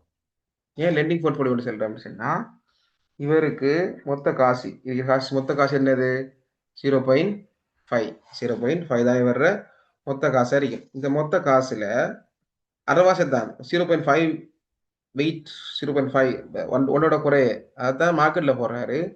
மீதி அரைவாசை ரிஸ்க் ரேட்ல என்ன செய்யறாரு அவரு லெண்டிங் பண்றாரு கடன் கொடுக்குறாரு. அதே மாதிரி இன்னொன்று பாருங்க வேற 1.5 மில்லியன் இவரு கடன் ஒன்று இல்ல ஓன் மணி இல்ல ரைட் இல்ல வெயிட் 1ங்கிறது அவர் ஓன் மணியா இருக்கும். 0.5ங்கிறது என்ன கடன் எடுத்துருப்பார். கடன் எடுத்ததுக்கு வட்டியில் கொடுப்பாரு. வட்டியில் கொடுத்து அதை கழிக்க வேண்டி வரும். அதை நம்ம பார்ப்போம். பின்னுக்கு ஸ்லைடு இருக்குது நம்ம பார்ப்போம். பரோ பண்றாரு. பரோ பண்ணி என்ன செய்யணும் பரோ பண்ணினா கடன் வட்டி கொடுக்கணும். அந்த வட்டி கொடுக்கறது நம்ம கழிக்க வேண்டி வரும். அதனால தான் 0.5 வருது. நம்ம அந்த பின்னுக்கு பார்ப்போம். இல்லாட்டி அடுத்த கிளாஸ்ல நான் செஞ்சு காட்டுறேன். டைம் நான் போகிறதால செஞ்சு காட்டுறேன். when every investors hold the market portfolio they be a non-diversifiable or systematic market risk only. பாருங்க ஒரு இன்வெஸ்டர் வந்துட்டு மார்க்கெட் போர்ட்ஃபோலியோ மட்டும் வைக்கிறதுனால அவர் எதை கொற்றுக்கொள்ளலாம் சொன்னா நான் டைவர்சிஃபையபிள் அந்த சிஸ்டமேட்டிக் மார்க்கெட் ரிஸ்க் ஒன்லி. ஏன் கம்பெனி ஸ்பெசிஃபிக் ரிஸ்க் இல்லை அவருக்கு. கம்பெனி ஸ்பெசிஃபிக் ரிஸ்க் இல்லை. எல்லா மார்க்கெட்ல இருக்கிற எல்லா ஸ்டாக்லையும் அவர் இன்வெஸ்ட் பண்ணினதால அவரே என்ன செய்யலை, அவரே அவருக்கு கம்பெனி ஸ்பெசிஃபிக் ரிஸ்க் இல்லை. அதனால அவர் இருக்கிறது சிஸ்டமேட்டிக் ரிஸ்க் மட்டும்தான், மார்க்கெட் ரிஸ்க் மட்டும்தான் இருக்கு. அதாவது நான் டைவர்சிஃபைட் ரிஸ்க் மட்டும்தான் இருக்கு அவருக்கு. Thus, required return for any assets should be a function of systematic risk or beta ன்னு சொல்லுவாங்க. இப்ப எல்லா ஸ்டாக்லையும் இன்வெஸ்ட் பண்றதுனால அவருக்கு ஒரு ரிஸ்க் ஒன்று வருது அப்படின்னு சொன்னா, ரிஸ்க் ஒன்று வருது, அது ஃபங்க்ஷன் ஆஃப் என்ன சிஸ்டமேட்டிக் ரிஸ்க். அப்ப இதுல வந்துட்டு நல்லா டைவர்சிஃபை பண்ணப்பட்டதுனால அவருக்கு அன்சிஸ்டமேட்டிக் ரிஸ்க் கொண்டு இல்லை, கம்பெனி ஸ்பெசிஃபிக் ரிஸ்க் கொண்டு இல்லை. அப்ப ரிட்டர்னை நாம எவ்வளவு ரிட்டர்ன் அவருக்கு எடுக்கலாம்ங்கிறது எதை பொறுத்து இருந்துச்சுன்னா அவரை ரிஸ்கை பொறுத்து, சரியான சிஸ்டமேட்டிக் ரிஸ்கை பொறுத்து தான் அவரு எவ்வளவு ரிட்டர்ன் எடுக்கலாம்னு சொல்லப்படுது. இப்போ நாங்கள் அசியூம் பண்றோம் அந்த எக்விப்டி இன்வெஸ்டர் வந்துட்டு எல்லா காசையும் வந்துட்டு மார்க்கெட்ல இருக்கிற எல்லா ஸ்டாக்லையும் போறாரு. அதனால அவருக்கு அன்சிஸ்டமேட்டிக் ரிஸ்க் இல்லை, ஃபேர்ம் ஸ்பெசிஃபிக் ரிஸ்க் இல்லை, ஃபேர்ம் ஸ்பெசிஃபிக் ரிஸ்க் 0 வந்து அசியூம் பண்றோம். அசியூம் பண்ணி அப்ப அவர் ரிஸ்க் என்ன, அவருக்கு இருக்கிற ரிஸ்க் ஒன்றே ஒன்று தான். என்ன ரிஸ்க்? சிஸ்டமேட்டிக் ரிஸ்க் மட்டும்தான் இருக்குது. சிஸ்டமேட்டிக் ரிஸ்கை நம்ம மெஷர் பண்றதுக்கு ஒரு அளவு ஒன்று இருக்குது, தான் பீட்டா சொல்லுவாங்க. Beta, right? பீட்டான்னு சொல்லுவாங்க. அந்த சிஸ்டமேட்டிக் ரிஸ்கை மெஷர் பண்றது பீட்டா வச்சு. Not like standard deviation. இங்க பாருங்க, ரைட்? இங்க பாருங்க, முந்தி நாம ஸ்டாண்டர்ட் டிவியேஷனை பார்த்தோம். ஸ்டாண்டர்ட் டிவியேஷன் தான் பார்த்தோம் எதுக்கு? ரிஸ்க் மெஷர் பண்றதுக்கு. இந்த ஸ்டாண்டர்ட் டிவியேஷனுக்குள்ள ரெண்டு வகையான ரிஸ்க் இருக்கு. ஒன்று சிஸ்டமேட்டிக் ரிஸ்க்கும் இருக்கு, அன்சிஸ்டமேட்டிக் ரிஸ்க்கும் இருக்கு. ஆனா இந்த அசம்ஷன் படி என்னது, அவர் எல்லா ஸ்டாக்ல இன்வெஸ்ட் பண்றதுனால அவருக்கு அந்த சிஸ்டமேட்டிக் ரிஸ்க் இல்லை, சாரி அன்சிஸ்டமேட்டிக் ரிஸ்க் கொண்டு இல்லை, இந்த போர்ஷன் வந்துட்டு இல்லாம அது. அப்ப அவருக்கு இருக்க ஒரே ரிஸ்க் வந்துட்டு சிஸ்டமேட்டிக் ரிஸ்க். இதை மெஷர் பண்றது தான் பீட்டா. அப்ப ஸ்டாண்டர்ட் டிவியேஷன் மாறி ரைட் போய் இப்ப புதுசா ஒரு ரிஸ்க் கொண்டு வருது பீட்டான்னு சொல்லி, சரியான? not like standard deviation, the systematic risk and return of all assets related in the linear function, and it's called the security market line. இப்ப capital market line மாறுது எப்படி? செக்யூரிட்டி மார்க்கெட் லைன் சொல்லி மாறுது, சரிதானே? செக்யூரிட்டி மார்க்கெட் லைன் மாறுது. எப்படி மாறுதுன்னா நீங்க பாருங்க, required rate of return, right? Required rate of alpha, sorry, இது risk free rate, risk free rate. அடுத்தது risk premium, risk premium, சரியானே? risk premium சொல்லி மாறுது. தர பீட்டா, ரைட்? பீட்டா இங்க பாருங்க, இங்க பாருங்க. இப்ப நம்ம அசியூம் பண்றோம் தானே, அசியூம் பண்றோம் எப்படி? இதுல இவருக்கு அன்சிஸ்டமேட்டிக் ரிஸ்க் கொண்டு இல்லை, எல்லாமே சிஸ்டம் ரிஸ்க்ங்கிறதுனால அதை மெஷர் பண்ற வந்து பீட்டா. இப்ப இதான் செக்யூரிட்டி மார்க்கெட் லைன்ங்கிற கோடு. இந்த கோடு ரைட் இப்ப ஒரு ஸ்டாக் வந்துட்டு வளர்த்திருக்கின்றதுன்னா இது இந்த ஸ்டாக்கினுடைய ரிட்டர்ன் என்ன, ரைட்? இது நம்ம காணணும். இதான வை அச்சு, இதுதான் வை, எக்ஸ்பெக்ட் ரிட்டர்ன் தான் வை. வை சமன் பொதுவான சமன்பாடு என்ன? வை சமன் ஏஸாக பிஎக்ஸ் இந்த வரும். இப்போ வை தான் எக்ஸ்பெக்டட் ரிட்டர்ன் இது வருது. ஏங்கிறது வெட்டு துண்டு, வெட்டு துண்டு, அதுதான் ரிஸ்க் ஃப்ரீ ரேட் இது வருது. இதோட சேர்த்து பாருங்க, பிங்கிறது ஸ்லோப் தானே. ஸ்லோப் எப்படி காண்ற? ரைட், ஸ்லோப்ங்கிறது உங்களுக்கு தெரியும், டெல்டா. பாருங்க, இது ஒரு முக்கோணம் எடுத்துக்கொண்டா பாருங்க, இது டெல்டா y, இது டெல்டா எக்ஸ், சரியான? இதான ஸ்லோப், தான் ஸ்லோப். இது இதான் ஸ்லோப். டெல்டா y இங்கு டெல்டா எக்ஸ், இதான் ஸ்லோப். இதுதான் சொல்ற பீட்டான்னு சொல்லுவாங்க. பாருங்க பீட்டா சொல்லி. இப்ப இது வந்துட்டு பாருங்க, இதான் ரிஸ்க் பிரீமியம். பாருங்க, இதான மார்க்கெட் ரிட்டர்ன், இதான மார்க்கெட், இதான் மார்க்கெட். அப்ப இந்த பகுதி இதான் மார்க்கெட் ரிட்டர்ன். மார்க்கெட் ரிட்டர்ன் நினைக்கிறேன். இது அது மாதிரி இது இது வந்துட்டு ஒன்று தானே. மார்க்கெட் ரிட்டர்ன் வந்துட்டு இந்த சிஸ்டம் ரிஸ்க்கு ஒன்று சரியானே. சிஸ்டம் ரிஸ்க் மார்க்கெட்டுக்கு ஒன்று. அப்ப அதனால இங்க பாருங்க டெல்டா ஒய்ங்கள் டெல்டா எக்ஸ். இந்த டெல்டா ஒய் எத்தனை டெல்டா ஒய் வந்துட்டு RM minus RM minus RF இதான் ரிஸ்க் பிரீமியம். டெல்டா ஒய் இதை பாருங்க, டெல்டா ஒய் இது ஒன்று. அப்போ ஒன்றுங்கிறதுனால இது பாருங்க, இதான் ஸ்லோப். இதுதான் இதுல ஸ்லோப்பாக மாறுது. இதுதான் ஸ்லோப்.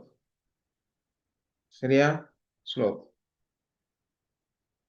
எக்ஸுங்கிறது என்ன பீட்டா. இன்னைக்கு சரி பாருங்க, இதுதான் அதில் பீட்டாவே இருக்கும். இப்போ எப்படி ஒன்று வந்துச்சுன்னா நம்ம அசியூம் பண்றோம் மார்க்கெட்ல வந்துட்டு மார்க்கெட் ஒரு ஆள் எல்லா ஸ்டாக்லையும் அவர் இன்வெஸ்ட் பண்ணும்போது அவர் பீட்டா ஒன்று அசியூம் பண்றோம். சரியானே? அசியூம் பண்றதுனால எப்படி அந்த ஃபங்க்ஷன் வருதுன்னா பாருங்க, expected return of the portfolio equal பாருங்க வெட்டு துண்டு ஆர்எஃப். ஸ்லோப் அதில் ஸ்லோப் என்ன? இதான் ஸ்லோப் ஆர்எம் மைனஸ் ஆர்எஃப்ங்கிறது ஒன்று. இப்போ ஒன்றுங்கிறது நம்ம போட தேவையில்லை. அதனால என்ன வருது? RM minus RF. இதை நம்ம என்ன சொல்றோம்? ரிஸ்க் பிரீமியம் சொல்றோம். ரிஸ்க் பிரீமியம் சொல்றோம். பாருங்க RF RM risk premium into beta. பீட்டாண்டா பாருங்க இവിടുത്തെ 100 என்ன, இந்த பாயிண்ட் நம்ம 100 நமக்கு தெரியும். இந்த y சமன் a சக bx அடிப்படையில் நினைக்கிறேன் அல்ஃபா ஏங்கிறது ஆர்எஃப். ரைட், இன்னைக்கு ஆர்எஃப் கொடுக்குறோம். ஸ்லோப் நமக்கு தெரியும். எப்பயும் ஸ்லோப் வந்துட்டு மாறாது. இந்த கோட்டுற ஸ்லோப் மாறாது. இந்த ஸ்லோப் வந்துட்டு என்ன இதாக இருக்கும், ரிஸ்க் பிரீமியம் இருக்கும் ஸ்லோப். ஆனால் அந்த எக்ஸுக்கு பதிலான இதான எக்ஸ் அச்சு, எக்ஸுக்கு பதிலாக பீட்டா படுத்திருக்கின்ற பீட்டா இருக்கும். அதெல்லாம் நம்ம பெருக்கினா அந்த ஃபங்க்ஷனில் வாரது தான் என்ன இருக்கும்? இந்த ஃபங்க்ஷனில் வாரது தான் என்ன? அதனுடைய expected return of the particular ஸ்டாக்குக்கு இந்த ரிட்டர்னில் இந்த ரிஸ்க்குக்கு ரைட், இந்த அளவு ரிஸ்க்குக்கு இந்த ரிட்டர்ன் எடுக்கலாம்னு சொல்லி அது காணப்படுது. சரியா? கிளியர் ஆகிட்டா உங்களுக்கு? இது சரியா விளங்கிட்டா உங்களுக்கு? நான் ரெக்கார்டிங் அனுப்புறேன் பாருங்க. நான் திருப்பி செல்ல வரல. நீங்க கொஞ்சம் பாருங்க, ரெக்கார்டிங்கை பார்த்து தெரியும் உங்களுக்கு. ரைட், இப்போ பார்ப்போம். இந்த ஸ்லைடுக்கு வரேன். இப்போ பாருங்க ரிஸ்க் பாருங்க, required rate of return right. எவ்வளவு நமக்கு தேவைப்படுது அல்லது எக்ஸ்பெக்டட் ரிட்டர்ன் எவ்வளோன்னு சொன்னால் ரிஸ்க் ஃப்ரீ ரேட் பிளஸ் பீட்டாங்கிறது எக்ஸை சொல்லுது. எக்ஸ் தானே இது வந்துட்டு ரிஸ்க் ப்ரீமியம் சொல்லுது. இவ்வளவும் ரிஸ்க் ப்ரீமியம். இப்போ மார்க்கெட்டுக்கு தேவைப்படுற return minus risk free rate இதை சொல்றது மார்க்கெட் ரிஸ்க் ப்ரீமியம் சொல்றோம். இப்போ பீட்டா காண்ற இப்படி பீட்டா கால்குலேட் பண்றதுக்கு மெத்தட் ஒன்று இருக்குது. கோவேரியன்ஸ் பாருங்க, கோவேரியன்ஸ் பிட்வீன் பர்டிகுலர் ஸ்டாக் ஐ மார்க்கெட். இப்போ உதாரணமா இப்போ நீங்க எக்ஸுங்கிற ஒரு ஜெட்டுங்கிற ஸ்டாக்கை நீங்க செட்டுங்கிற ஸ்டாக்கை நீங்க செலக்ட் பண்ண போறீங்க. அந்த ஸ்டாக்குக்கு எவ்வளவு நாம ரிட்டர்ன் எதிர்பார்க்கலாம்ங்கிறது எப்படி காணலாம்னு சொன்னா இப்படி காணலாம். நமக்கு ரிஸ்க் ரேட் அதில் மாற்றம் இல்லை, ரிஸ்க் பிரீமியம் மாற்றம் இல்லை. அப்ப நம்ம அந்த ஸ்டாக்குடைய செட்டுங்கிற ஸ்டாக்குடைய பீட்டாவை கண்டுபிடிச்சோம்னா நம்ம அந்த செட்டுங்கிற அசெட்டுக்கான ரிக்வயர்ட் ரிட்டர்ன் எவ்வளோ ரிட்டர்ன் தரும் நம்ம காணலாம். இந்த மெத்தட் சொல்லுது. ரைட், இப்போ நமக்கு தேவையான ஒரே ஒரு விஷயம், இப்போ நம்ம தெரியாமல் இருக்கிற ஒரே ஒரு விஷயம் பீட்டா. இப்போ செட்டுங்கிற ஸ்டாக்குடைய பீட்டா நமக்கு தெரியாது. அந்த பீட்டாங்கிற ஸ்டாக் அந்த ஸ்டாக் ஜெட்டுங்கிற ஸ்டாக்குடைய பீட்டா எப்படி காண்றதுன்னா, இப்போ மார்க்கெட் மூவ் ஆகும்போது, ரைட்? இப்போ மார்க்கெட் மூவ் ஆகும்போது எப்படி ஐ ஜெட்டுங்கிற ஜெட்டுங்கிற ஸ்டாக்குடைய ரிட்டர்ன் மாறுது இதுதான் என்ன பீட்டா, அந்த கோவேரியன்ஸுங்க, அதாவது கோவேரியன்ஸ். சரியா? கோவேரியன்ஸ் என்னது? கோவேரியன்ஸ் பிட்வீன் மார்க்கெட்டுக்கும் அந்த குறிப்பிட்ட ஜெட்டுங்கிற அசெட்டுக்கும். இப்ப ஐங்கிறதுனால என்னது?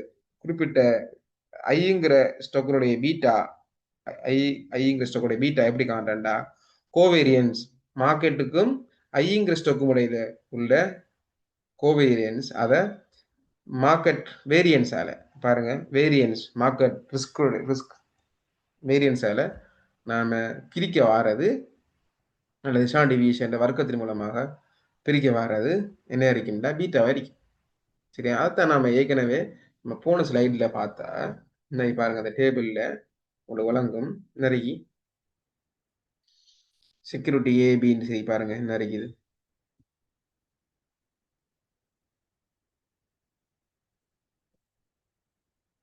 இதுல பாருங்க, இதான் மார்க்கெட் போர்ட்போலியோ. இதுதான் மார்க்கெட் போர்ட்போலியோ. மார்க்கெட் எம்ங்கிறது தான் எம். சரியானே? இது என்னது? ஏங்கிற ஒரு ஸ்டாக். இது சிங்கிற ஒரு ஸ்டாக். இது பிங்கிற ஸ்டாக். இது ட்ரெஸரபிள். இதுதான் ரிஸ்க் ஃப்ரீ ரேட். சரியானே? Risk free rate. இப்ப நமக்கு தெரியுது மார்க்கெட் தருது நமக்கு எத்தனை? 15% மார்க்கெட் ரிட்டர்ன் தெரியுது. ரிஸ்க் ஃப்ரீ ரேட் 8 நமக்கு தெரியுது. மார்க்கெட்டினுடைய ஸ்டாண்டர்ட் டிவியேஷன் நமக்கு தெரியுதுன்னா. சரியானே? இப்ப நம்ம காண வேண்டியது என்ன?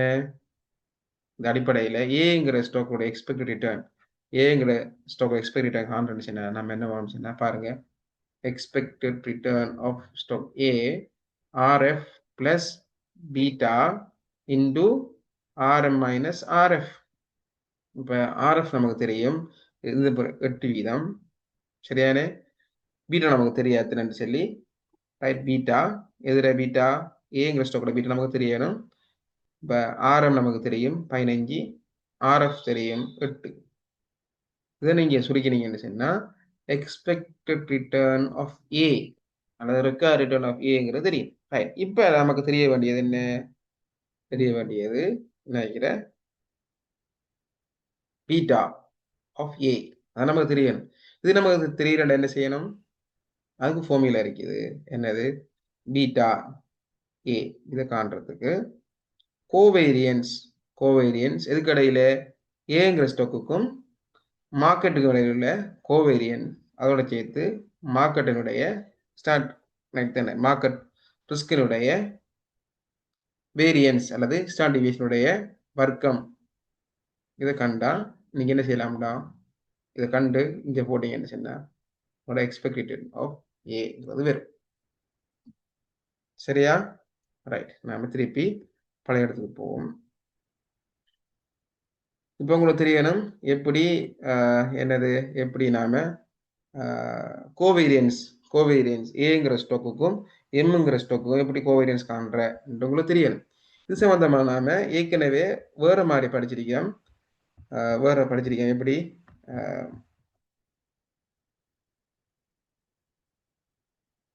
கோவேரியன்ஸ் காண்ற எப்படின்னு படிச்சிருக்கேன். என்னது பாருங்க, கோவேரியன்ஸ் சரி, கோவேரியன்ஸ் ரெண்டு கடையில் உள்ள கோவேரியன்ஸ் காண்ற எப்படி? சரி, இது இல்லை.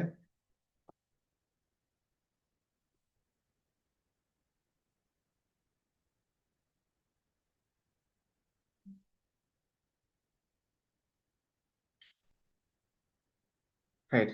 கோவேரியன்ஸ் காண்ற எப்படின்னு சொல்லி பாருங்க, கோவேரியன்ஸ். இந்த கோவேரியன்ஸ் கண்டுபட்டுறீங்கன்னு கிடைச்சுன்னா எக்ஸுக்கும் ஒய்க்கும் தான் கோவேரியன்ஸ் கண்டுபிடிக்கும். இப்ப நீங்க காண வேண்டியது என்ன? இந்த எம்ங்கிற மார்க்கெட் போர்ட்போலியோட ரிட்டர்ன், சரியான மார்க்கெட் போர்ட் ரிட்டர்ன், அதே மாதிரி ஏங்கிற ஸ்டாக்குடைய ரிட்டர்ன், அதை நீங்க ரெண்டையும் இந்த அடிப்படையில் இதே ஃபார்முலாவில் நீங்க போட்டீங்கன்னு சொன்னா உங்களுக்கு கோவேரியன்ஸ் வரும். ரைட்? உதாரணமா இதுல வந்துட்டு 10 தசகம் 3 இருக்குது. அதே மாதிரி இதுல நீங்க மார்க்கெட்டுடைய ஸ்டாண்டர்ட் டிவியேஷனை கண்டுபிடிப்பீங்க. அது ஸ்டாண்டர்ட் டிவியேஷனுடைய வர்க்கத்தினால பிரிச்சீங்கன்னு சொன்னா உங்களுக்கு பீட்டா வரும். சரியானே? பீட்டா உங்களுக்கு கிடைக்கக்கூடியதா இருக்கும். சரியானே? ரைட். ஒரு